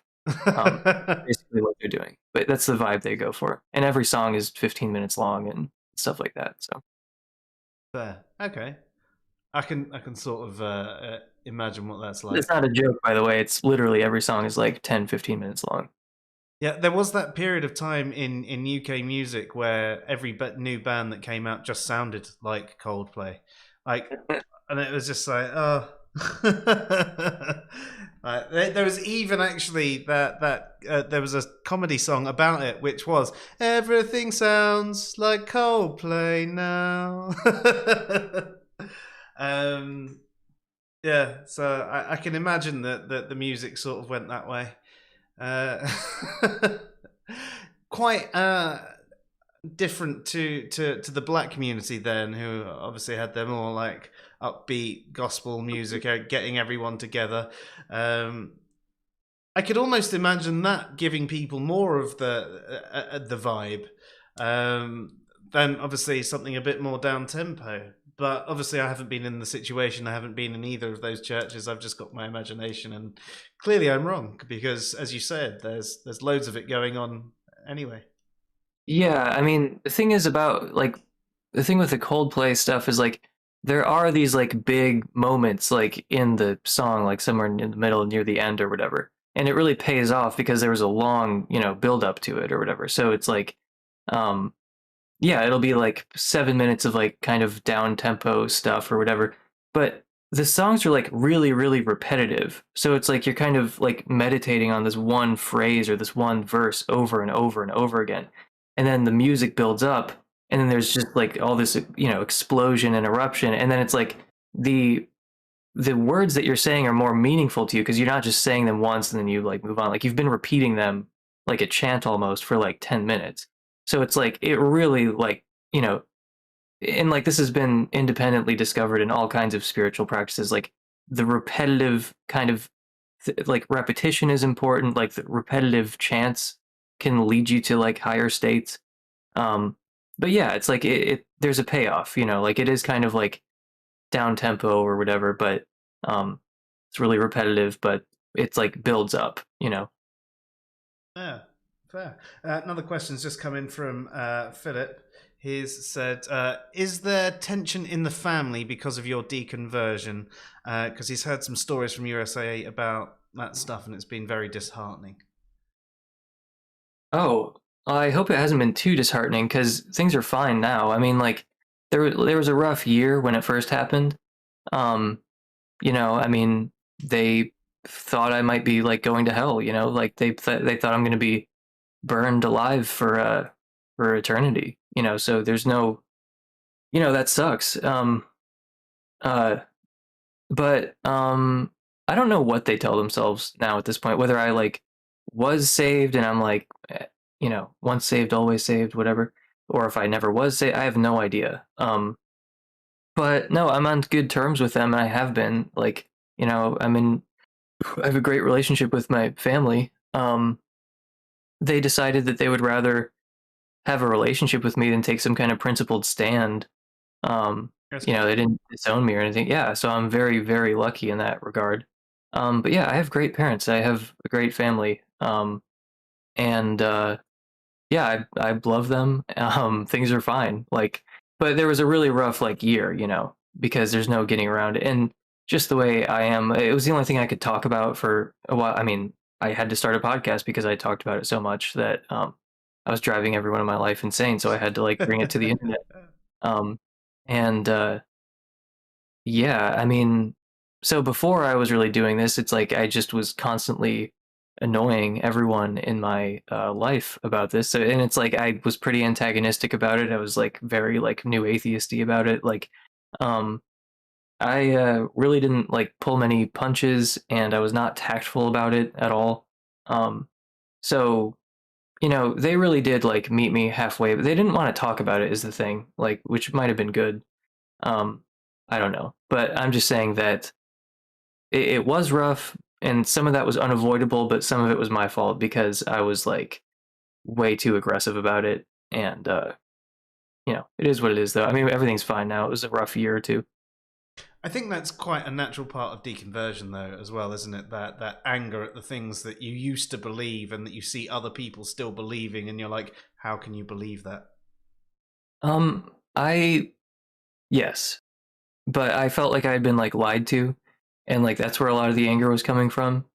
I felt like I'd been misled, on many different fronts, because it's I mean, they were adults. A lot of the people in my life, they're religious authorities. And I'm like, you knew that there was all these conversations going on, all these objections to things that are in the Bible, or these problems that have to do with free will and the afterlife and hiddenness. And it's you're aware of some of these things. You never talked about this with me.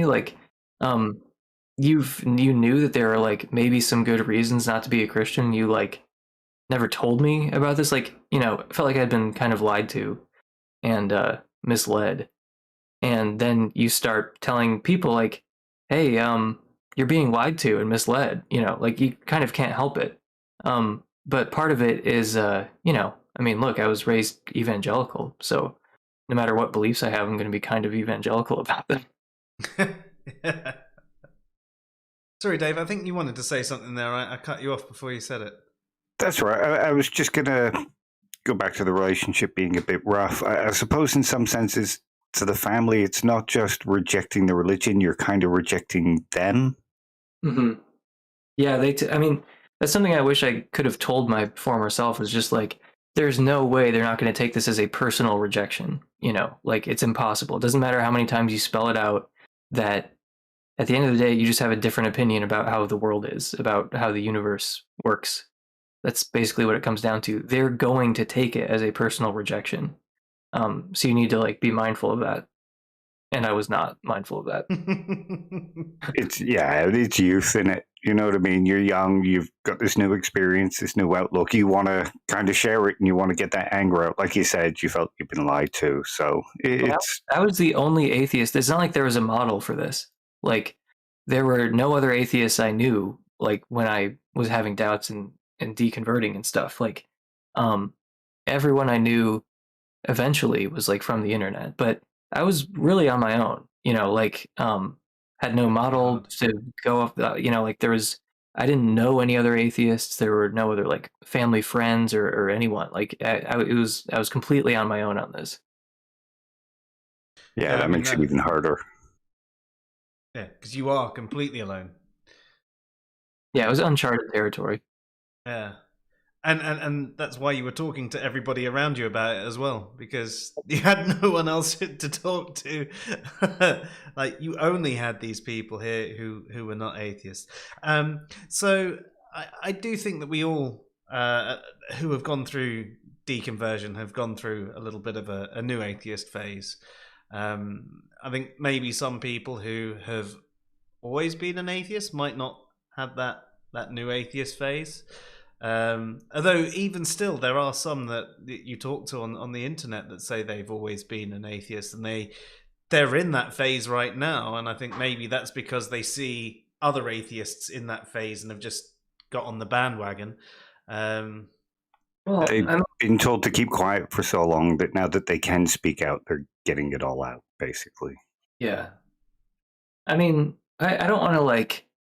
I mean, so it was a phase for me, but that doesn't mean that like it's a phase and you grow out of it. Like I don't want to like dismiss the the experiences of these other atheists who like they are a lot more like anti-theistic or they're a lot more like activist oriented.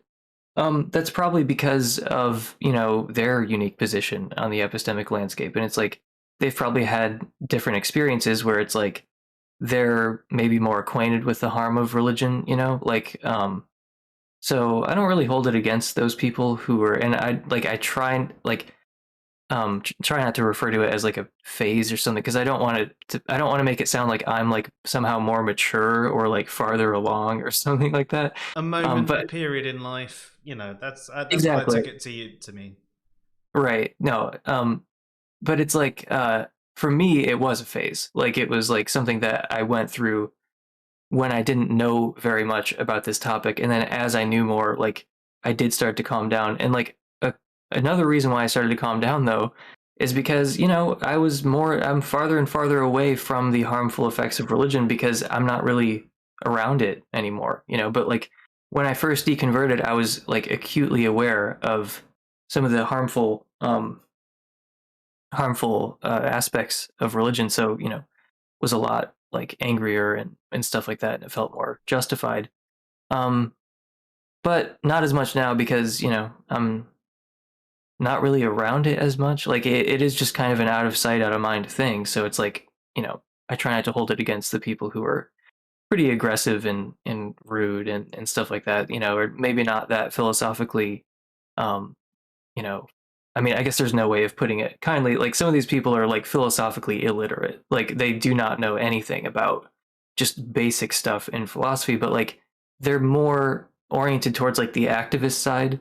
And like I totally think there's a place for that. It's just not really what I've been up to for the last few years. Yeah, that's fair enough. So, is there anything else that you think we should be aware of from the charismatic Christianity?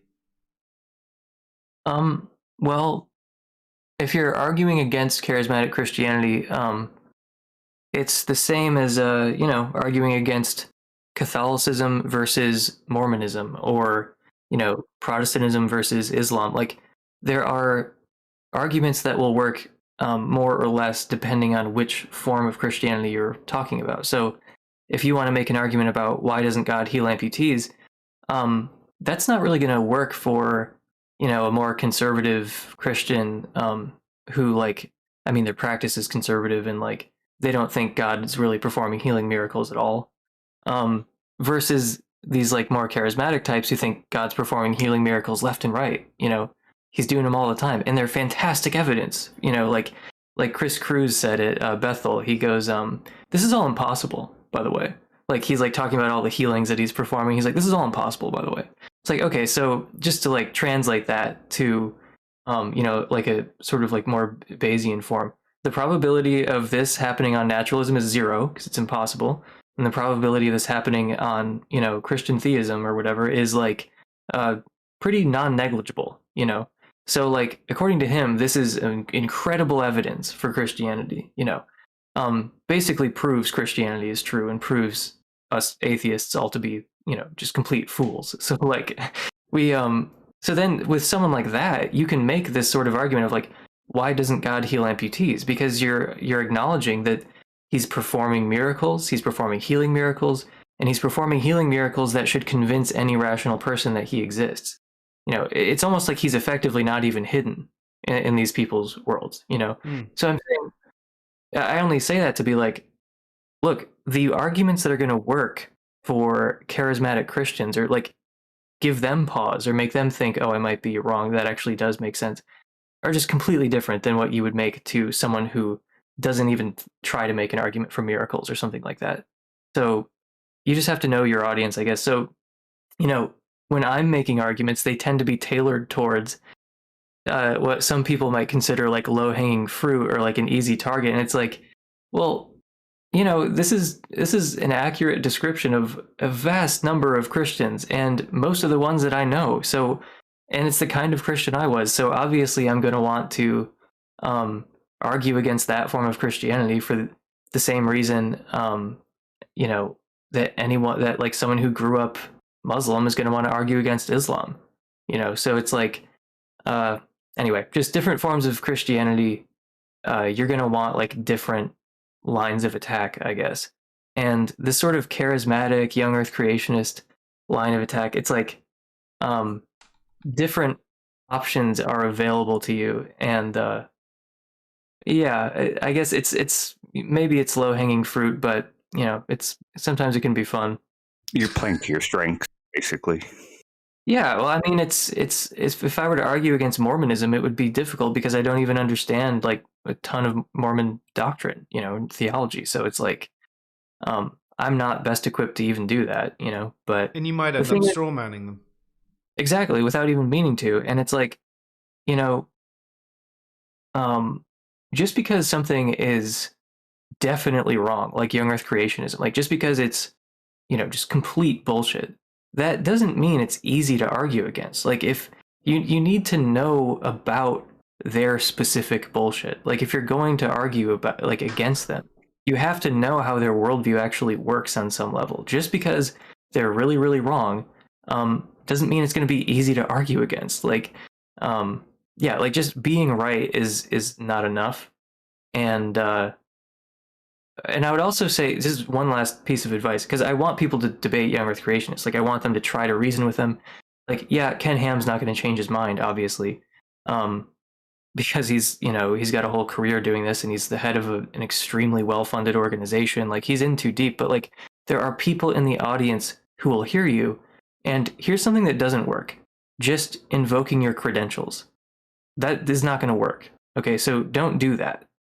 Especially in this climate, like people don't trust experts, like especially not people in that audience. Like they don't trust experts. They don't care that you have a PhD from whatever university. If anything, that makes you suspect.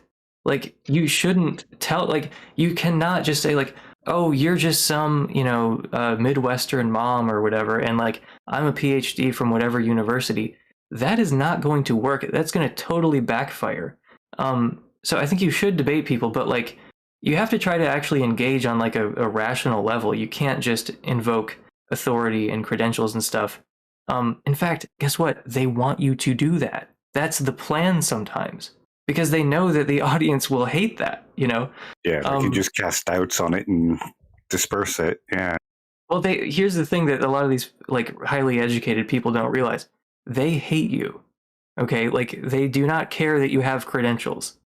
All right, so like don't invoke them, but do debate these people. But you know, just try to learn about their worldview and argue against it on a rational level. Don't just like say, "Oh, every scientist thinks you're wrong, and I have a PhD, and who are you?" and you know, that sort of thing. In some respects, it's about the rapport. You know, it's like sales. People don't buy the product; they buy the person. So the person that spent the time having a good conversation, building the rapport, and over time, you know, they got them to buy this completely useless piece of crap. I mean, it might not always be a completely useless piece of crap, but, you know, when you're talking about sales, they're buying the person, and it just happens to be that this person is presenting this product that you're paying money for. And I think some of that is the same with discussions that you can have about religion. And I mean, you even see it within the atheist community, where people do reject people who do have the credentials.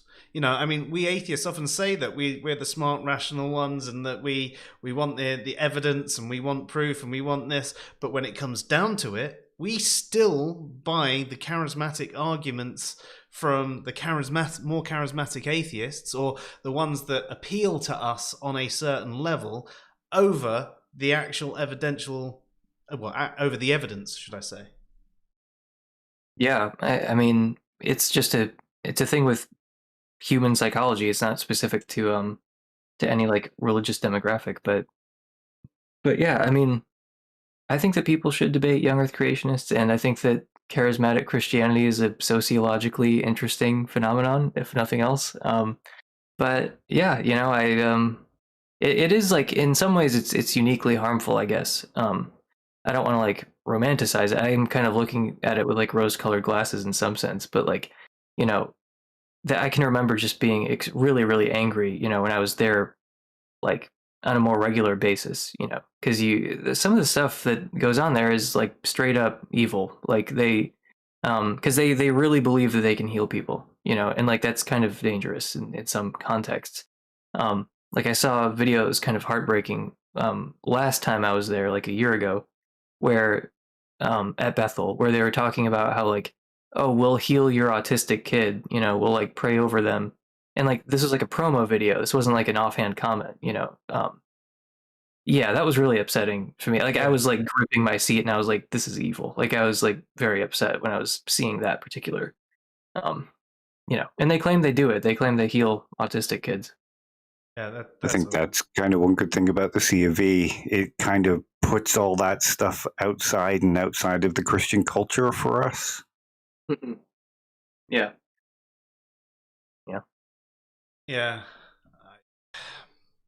And actually, you hear a lot about the faith healing as well, don't you? The people letting their kids die because the church is going to heal them, praying is going to work, so on and so forth. We don't need medicine. You hear a lot of, especially in America, a lot of the anti-vaxxers happen to also be religious, and Jesus will protect me. God's given us an immune system. That's what it's for. And I assume this is tied into a lot of what you're talking about with the faith healing and stuff like that as well. But are there any actual like hang-ups you have from your time in the church? Like, do you sometimes find yourself praying or do any other habits that you might have had when you were religious, even though you don't believe, you just realize you're suddenly doing it? I'm sure there's stuff that I'm like not cognizant of, like, but no, I never pray. Like, I mean, I guess I do sometimes, like, in like really desperate situations, like, yeah, in really tight spots. Sometimes I'll like make a deal with God. I'm just like, if there's a God, because like I'm kind of a hypochondriac, like I freak out sometimes about like just little pains and stuff like that.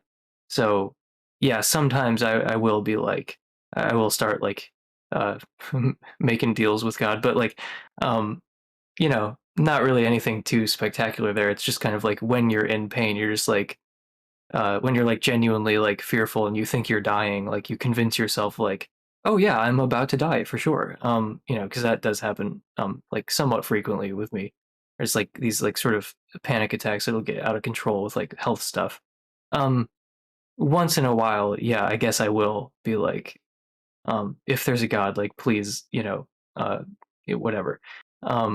But no, I mean, with actually changing my behavior, I mean, I guess it has given me like a different perspective than a lot of other people.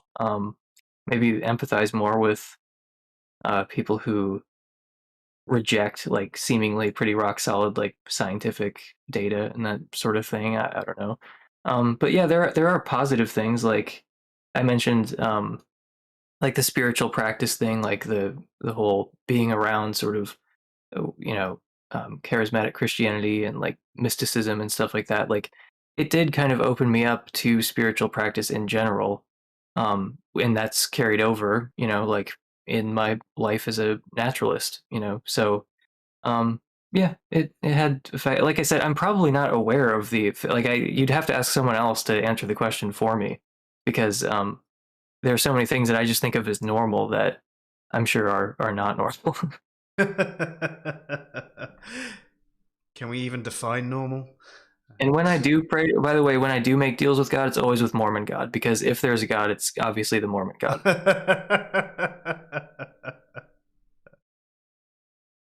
Oddly, I find myself sometimes singing hymns, but Oh yeah.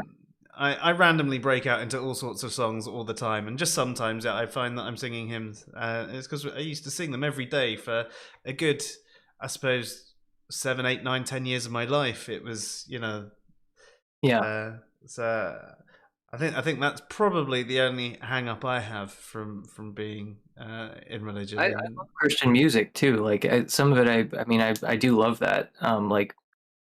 Yeah, gospel music and hymns and stuff. Like I still listen to that, and yeah, I love the Christian like artistic tradition, I guess.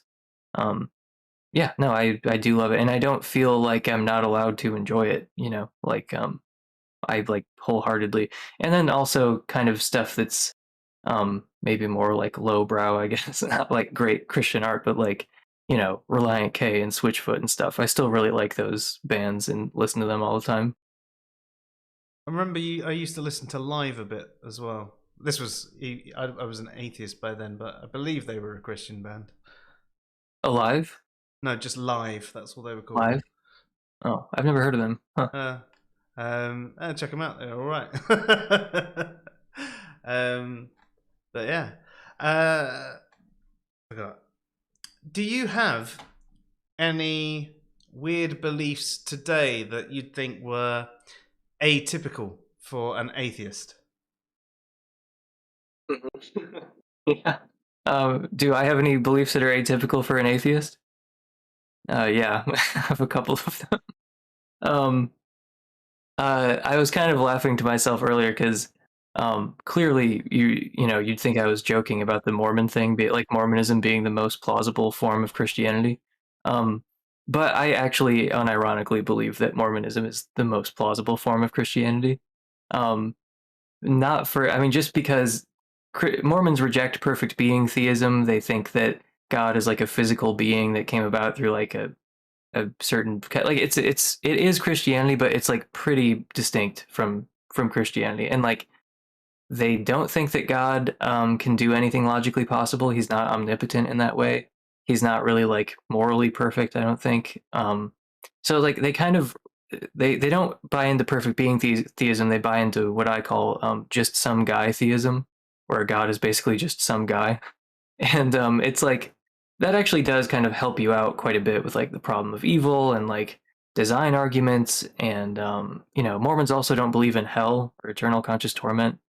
They're universalists, so it's a lot of advantages, I think, to and obviously there's a lot of like weirdness early on with the gold plates and the new revelation and all that. And it's like, yeah, I mean, and they're like anachronisms in the Book of Mormon, and it's like, but the thing is, that's a liability for every form of Christianity. Like there are anachronisms in the Bible. Like it's just we're so far away from the origins of the Bible that we just think of it as like normal, but we're really close to the origins of Mormonism. So it's like I just think that the fact that we happen to be born now instead of like 500 years in the future, that really shouldn't make a difference. But I think that is kind of doing a lot of work making Mormonism seem less plausible than other forms of Christianity.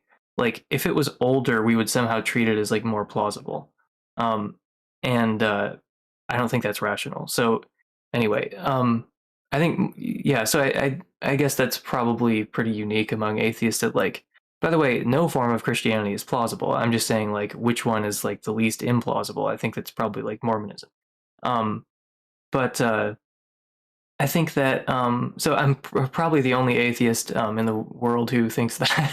I also belong to a pretty something that is surprising to people is that not all atheists are physicalists.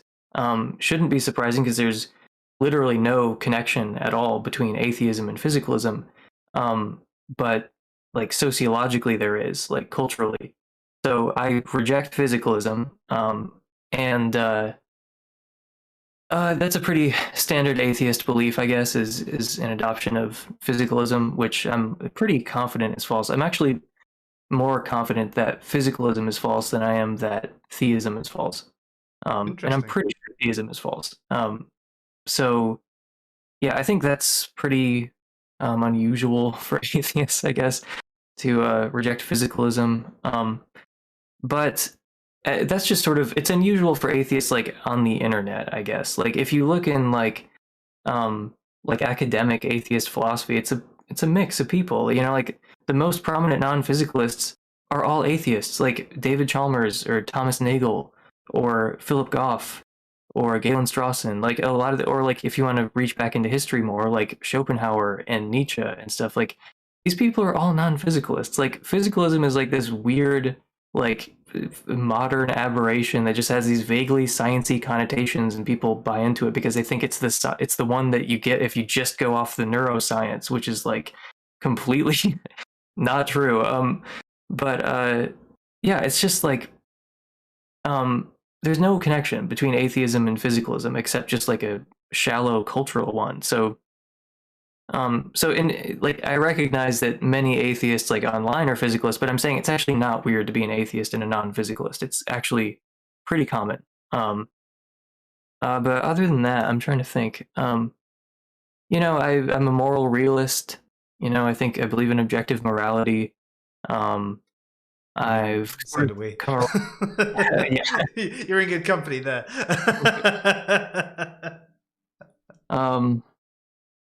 Again, that's another uncommon one, especially with online atheists. Yeah. Which I mean, it is quite common among academics again, isn't it? I think it was from the recent Phil Papers survey. It was something like 66% or 61% were accepted moral realism. Or thought it was most likely. Yeah, I mean, it just seems clear to me that's the way the world is, you know? Like, I mean, I feel like I have moral knowledge. And if people, you know, I have moral knowledge, so there must be moral facts, right? Like, I can't have moral knowledge if there aren't any moral facts. You know, something like the Holocaust was wrong. I'm pretty certain of that proposition. I think I know that. So there's an example of moral knowledge. If you want to say that proposition is false or that there's no fact of the matter or something like that, then you're free to. But I think that's completely insane. So I mean, so like I am more certain of the truth of that proposition. You know, the Holocaust was wrong. Like I said, it's a pretty sure example of moral knowledge that I have there. It kind of implies that there are moral facts. That's just your opinion. Yeah, if you think the Holocaust isn't something that's wrong, then there's probably something kind of wrong with you. Yeah, so I mean, I sort of believe in free will, like a compatibilist, like a weak compatibilist version of free will. So that's something that's changed, I guess, from early on when I was an atheist. But I also I'm sort of open to the idea of teleology in nature. I mean, just coming back around to like the evolutionary biology stuff, like Thomas Nagel has argued for natural teleology. So you can think that there's like a, you know, I guess purpose and design and teleology in nature without necessarily thinking it came from like a god. Like there could be sort of teleological laws of nature that are just not really among the physical laws that we know about. But it's not that I positively believe in that. It's just something I'm open to. And that's pretty unusual, I guess, for atheists. But anyway, what about you guys? I feel like I've been like rambling on here for a minute. So that's my list of weird beliefs, I guess. But what about you? Pretty much all my beliefs are weird, aren't they? Mine are a lot like yours. Moral realism. Yeah. I'm a compatibilist. Before actually studying philosophy, I was pretty much a hard determinist, but I've moved more towards the compatibilism, especially when a sort of Dennett kind of compatibilism. Yeah, same. I don't think all theists are irrational. That seems to be a pretty kind of uncommon belief in atheists today. And that religion isn't necessarily a bad thing. It's not a mental illness. I'm also a weird kind of property dualist. Okay. Haven't quite moved into panpsychism yet, but I'm hoping to have you on for a discussion with that at some point.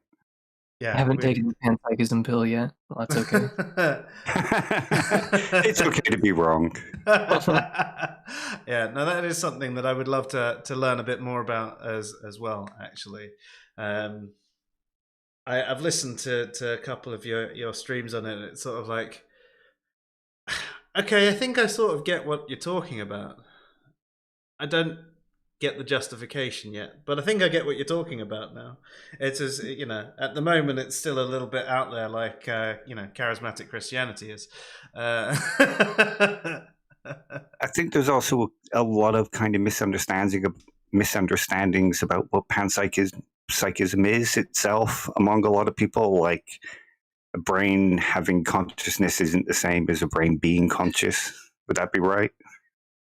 No. I mean, a rock. Sorry. Oh, yeah. Obviously, it's like, yeah. It's just like earlier I said I'm not a physicalist, but sometimes I think of panpsychism just as like a sort of weird form of physicalism. It's kind of it's a kind of naturalistic theory, as far as I'm aware. Yeah, totally. It's just like, if you think that brain states and mental states are identical, because panpsychists do believe that like human mental states and human brain states are identical. Like, they believe the same thing physicalists do in that regard. But, these things seem pretty different, right? Like, if you consider like the taste of pineapple and then like a glob of tissue, and you just look at the glob of tissue and you reflect on the taste of pineapple, not immediately obvious that these are the same thing. They seem kind of different. They seem to not share their properties. Okay, so it takes some philosophical work to make them the same thing. And a lot of physicalists just don't do that work. They just don't even think they have to. They're just like, well, there are correlations. I can take a nice picture of the brain and like that somehow proves physicalism or something.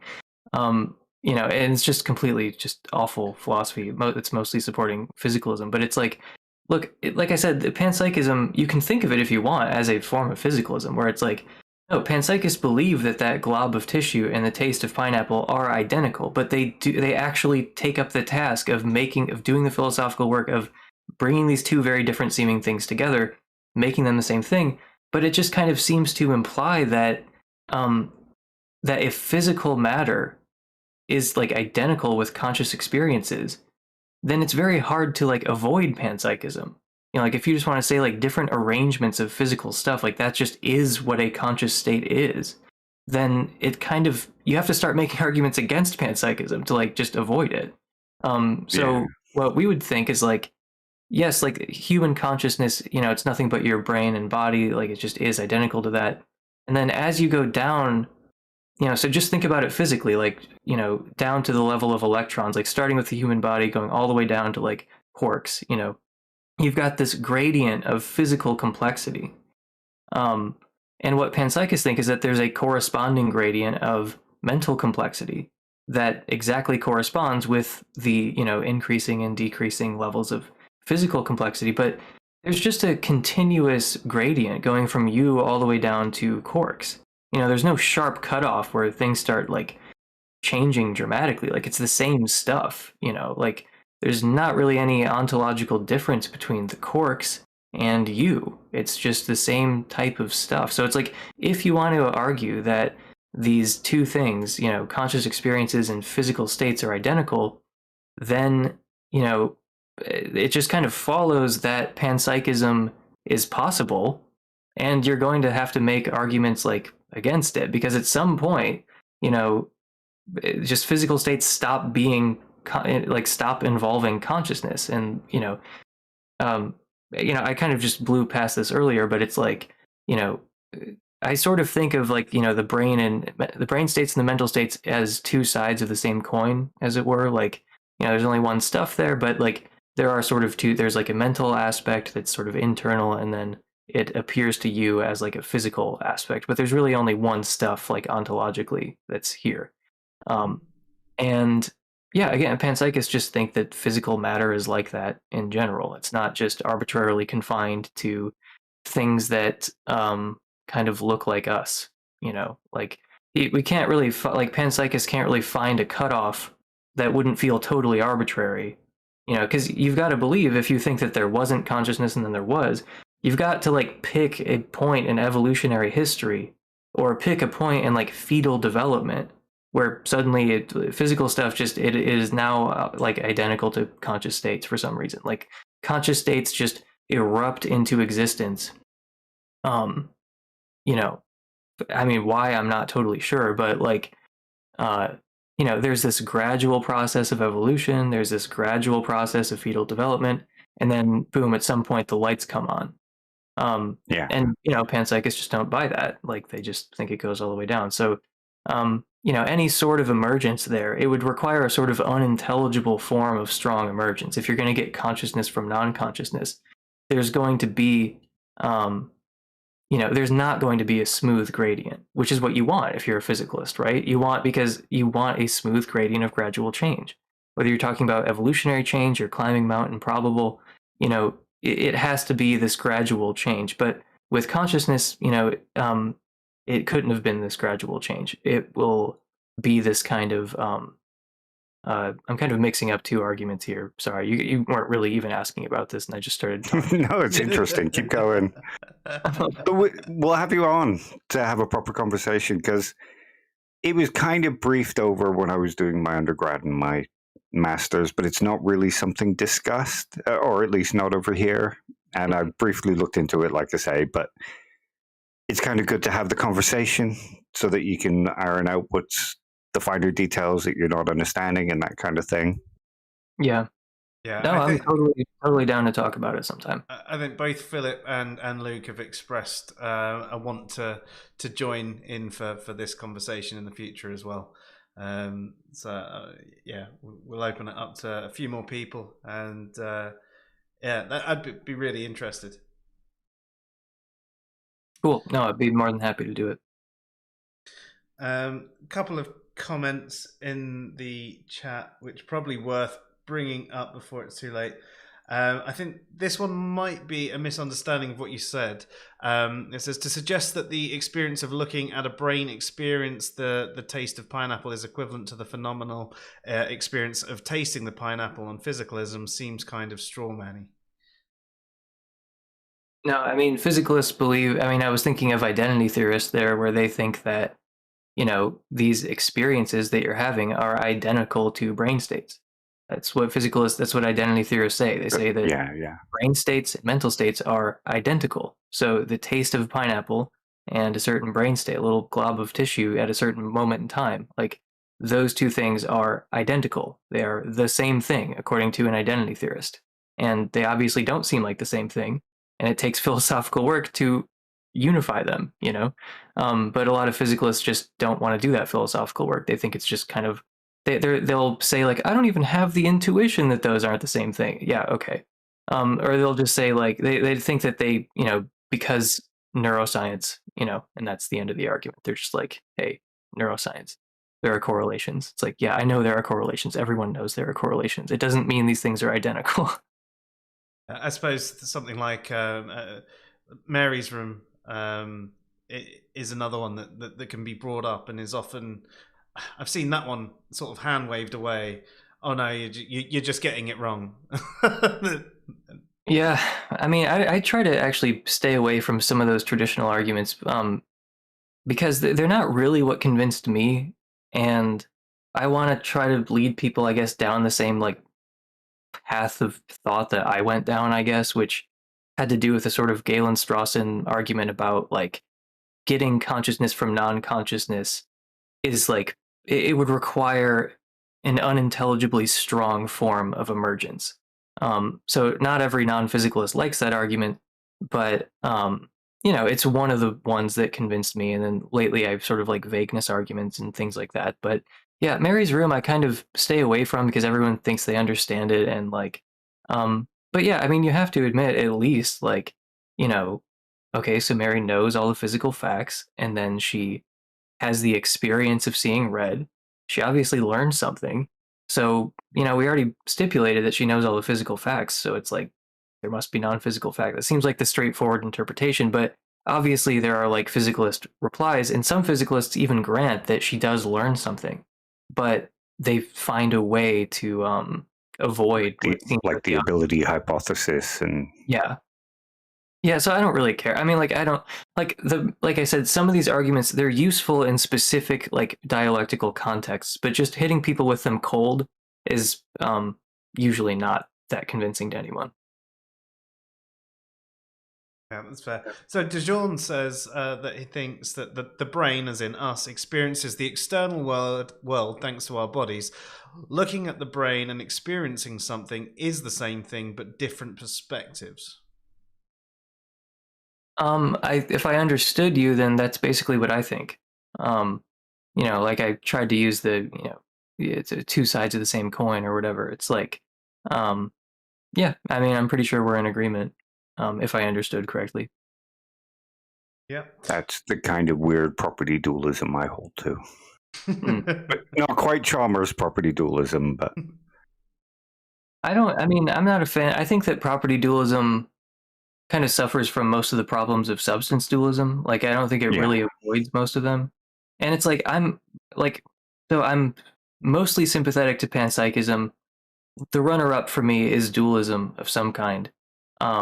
But more than anything, it's like, look, I'm just a realist about subjective experience, and I'm not going to be talked out of that. And I'm pretty confident of non-physicalism, but I'm open to different ideas. I'm not married to any particular thing. But yeah, I think dualism is plausible. I just think it has more problems than forms of monism. So if you can be a monist while maintaining your realism about subjective experience, then that's what I would prefer to do. Yeah, even if it forces you into some kind of panpsychism. There's another comment from Honestly Atheist, which I think actually we should probably save for a future one, but if you want to give a brief response to it, it says panpsychists still have an equal problem of hard consciousness to explain why a brain-sized rock is not conscious in the same way that a brain is, given that they have an equivalent amount of fund particles.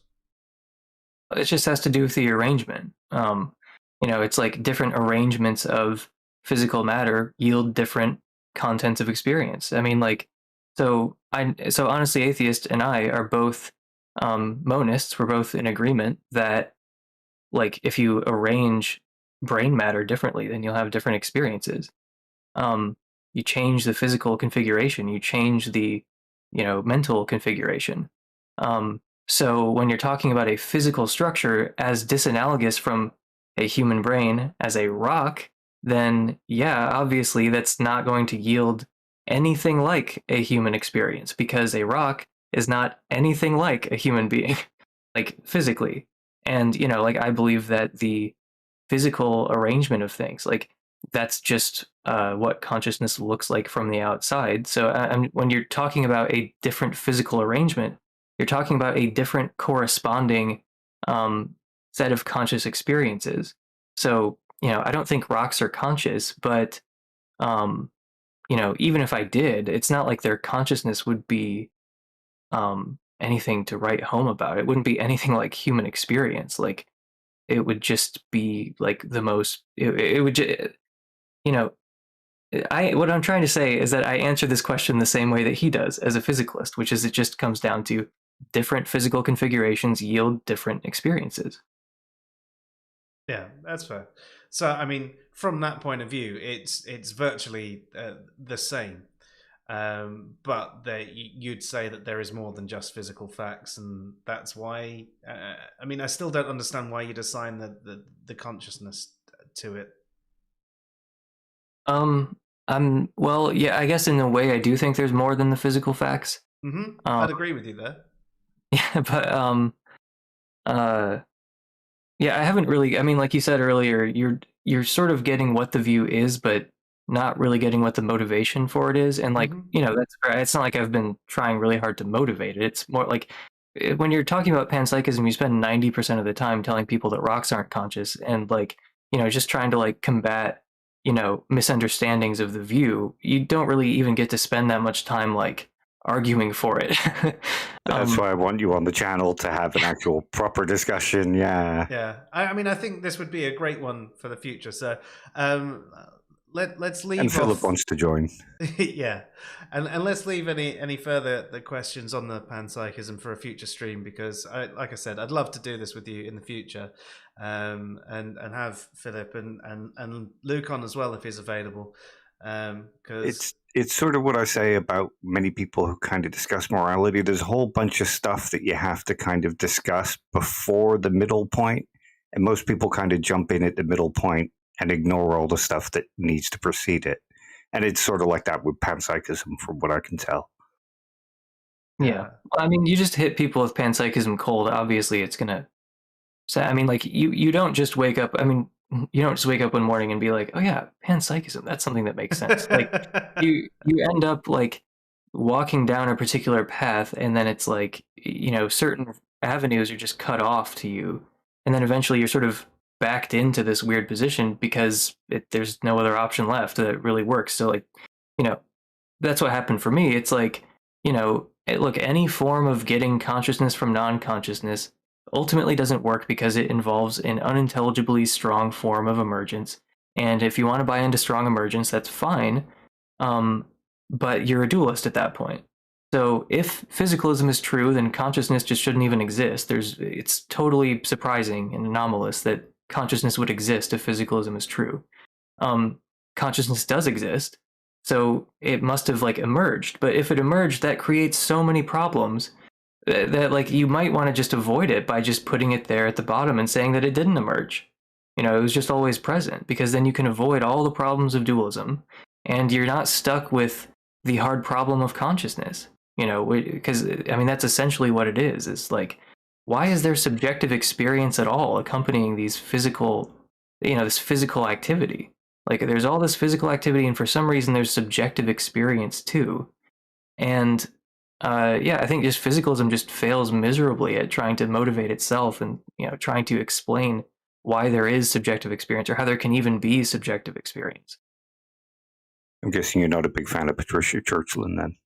No. Patricia Churchland is like a YouTube comment section became a philosopher. Like, I literally don't even know how she... It's honestly baffling. Like, I mean, I'll censor myself here a bit, but I do not think very highly of her work. There are physicalists I respect, by the way. There are, you know, like Peter Godfrey Smith or Mark Solms, or, you know, like, but yeah, she is not one of them. Yeah. Yeah, well, I think then, is there anything else that you'd like to tell us tonight?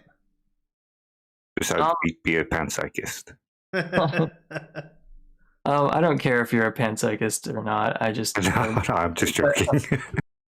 No, I mean, I think that I've you know, I'm happy that you guys had me on to talk about young Earth creationism and charismatic Christianity, because they're subjects that are near and dear to my heart. But yeah, I mean, I just think it's fascinating, and I love what you guys do on the channel. I'm glad that you're trying to raise the level of discourse and you know, try to make atheists more philosophically educated and stuff, and really appreciate what you guys do.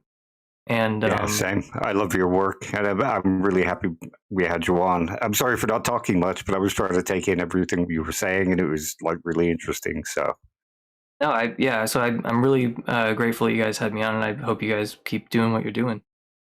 Yeah, thank you very much. I've dropped a link to your YouTube channel a few times in the comments, and to your Twitter as well. But I will also drop it in the comments. I say that, I always forget, and then Dave says I'll remind you, and he never remembers either. I'll do it in a second. But I need to get on Philip to go solo a little bit. You know, I need him to make some more philosophy of religion content for me. Yeah. We want. But we don't really focus on it, so we need Philip to do that work and be good at it. He's like much better at it than we are. Yeah. We tend to focus on a more broad sort of spectrum of topics. Plus, I'm a total layperson anyway. So am I. No. Yeah, you've only got 2 degrees, Dave, in philosophy. I keep telling you, I printed them off the internet. I'm a grad student at PragerU, so maybe you guys are lay people, but You're way more advanced. Yeah, I can't compete with that. But yeah, I think there's a certain amount of blending that needs to be done. There's so much interesting stuff out there, and I think too many people have almost had the well poisoned against the things like philosophy. You know, they've heard Dawkins say philosophy's dead, and they've just eaten it. yeah. And people talk about things like rationality without understanding even the basics of what it means to be rational. I had someone the other day, no lie, right? I was having a conversation about morality, and he was just talking about it being a concept. So I was like, well, what about, you know, the laws of logic as well? They're not physical proven things in the same way. That's still conceptual, and I'd say these are objective things as well. And then I started talking about the laws of logic. I was, you know, think about the law of non-contradiction. Sometimes within human-made systems, it shows that this actually law doesn't work. And he goes, well, what's that law? Turned out he didn't know any of the laws of logic, and then went on to say objective morality is logically impossible. What? Even if it's not true, it doesn't mean it's a logical impossibility. Like, I know people. I mean, I'm guilty of this too. I like sometimes I'm like, oh man, I hope nobody listens to earlier episodes for me when I was probably making mistakes like that and stuff. But I've only been into philosophy of religion, like some of the more niche stuff, for like a couple years, I guess. Yeah, no, I mean, I like it. I'm sad that more people don't like it, but the thing is, like, I used to hate it too, and I'm trying to think back to like when I did hate philosophy and hated philosophy of religion, like why was it? And I think that maybe there were a couple of people I was exposed to who were maybe like bad representatives of it, but I think that for a lot of atheists though, who are kind of anti-philosophy, like I think this is what happens. You can tell me what you think about this. If this is wrong or not. I think that philosophy is, well, it doesn't really enjoy the same status as like science in our culture. And a lot of people just don't even know what philosophy is. Like they have no clue what philosophers do. Like that's kind of standard, I think, in our just opinions, culture. isn't it? Yeah, it's just all opinions. Like exactly. So actually someone did say that to me, but it seems to be a pretty common thing. Where it's like philosophy is just like your opinion, man, and like that's all it is. And like, so I think most people just don't even know what philosophy is, and then they reason their way into being an atheist or whatever, and then their first exposure to philosophy is from Christian apologists, because like Christian apologists, like they typically don't take like a more science-based approach. Like some of them do, like intelligent design proponents, but that has not been going very well. So like the more successful Christian apologetics, it's like the more philosophy of religion oriented stuff. So I think that there's like a sort of, and then, in academia, you have like Alvin Plantinga, like resuscitating like the respectability of Christian, philosophy and that sort of thing that's going on concurrently. And so like apologetics has like a really philosophical character, because the scientific project has not gone so well. But Christian philosophy and academia actually has been going like a lot better than the intelligent design movement.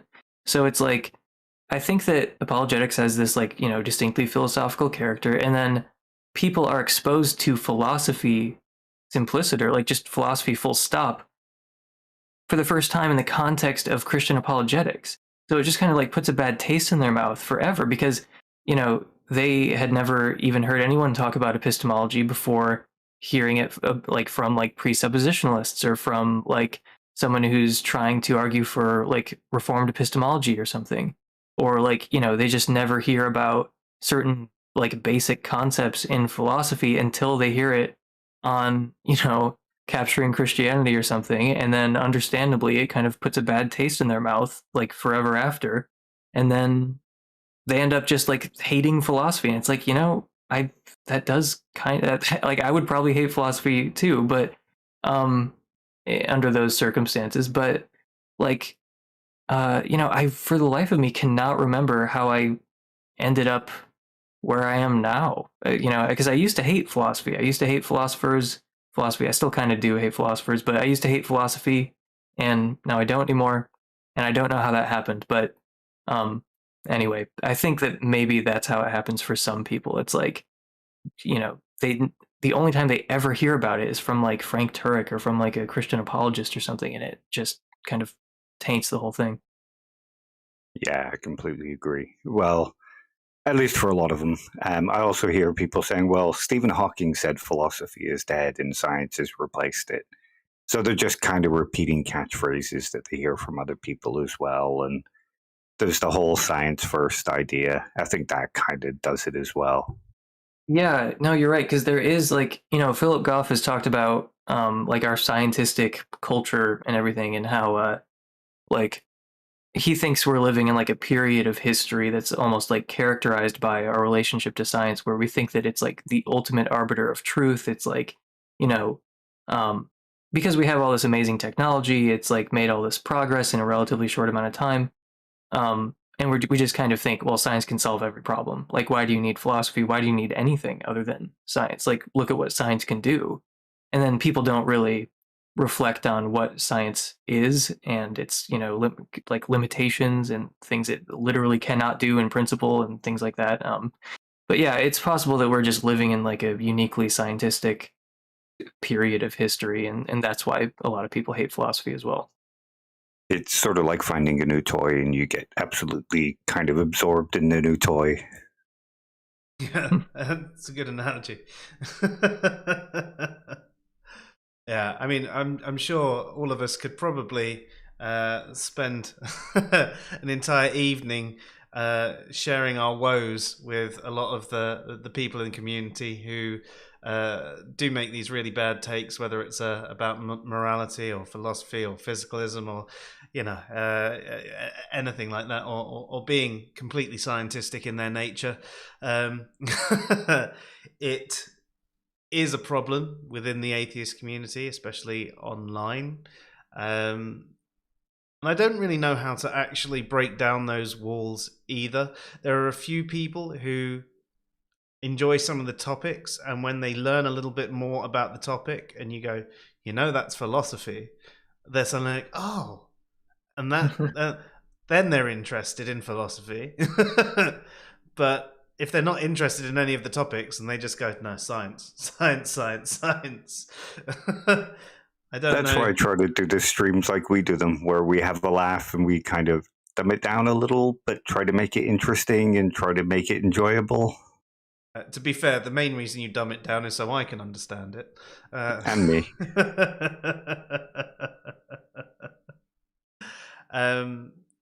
But yeah.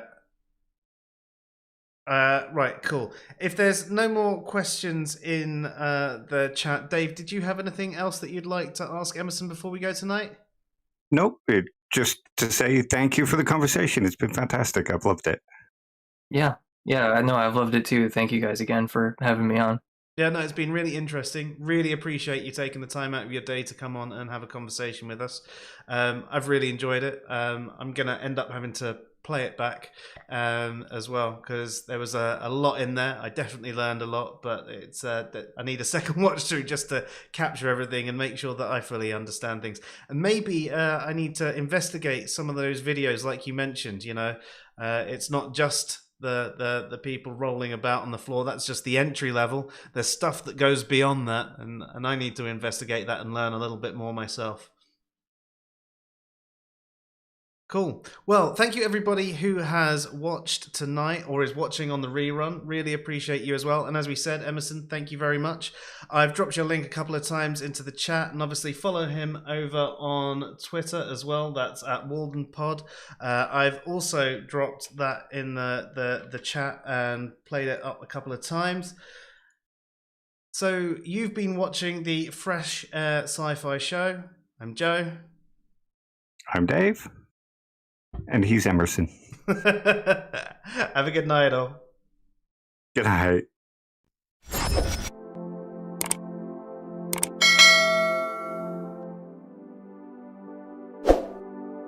Yeah, nice one.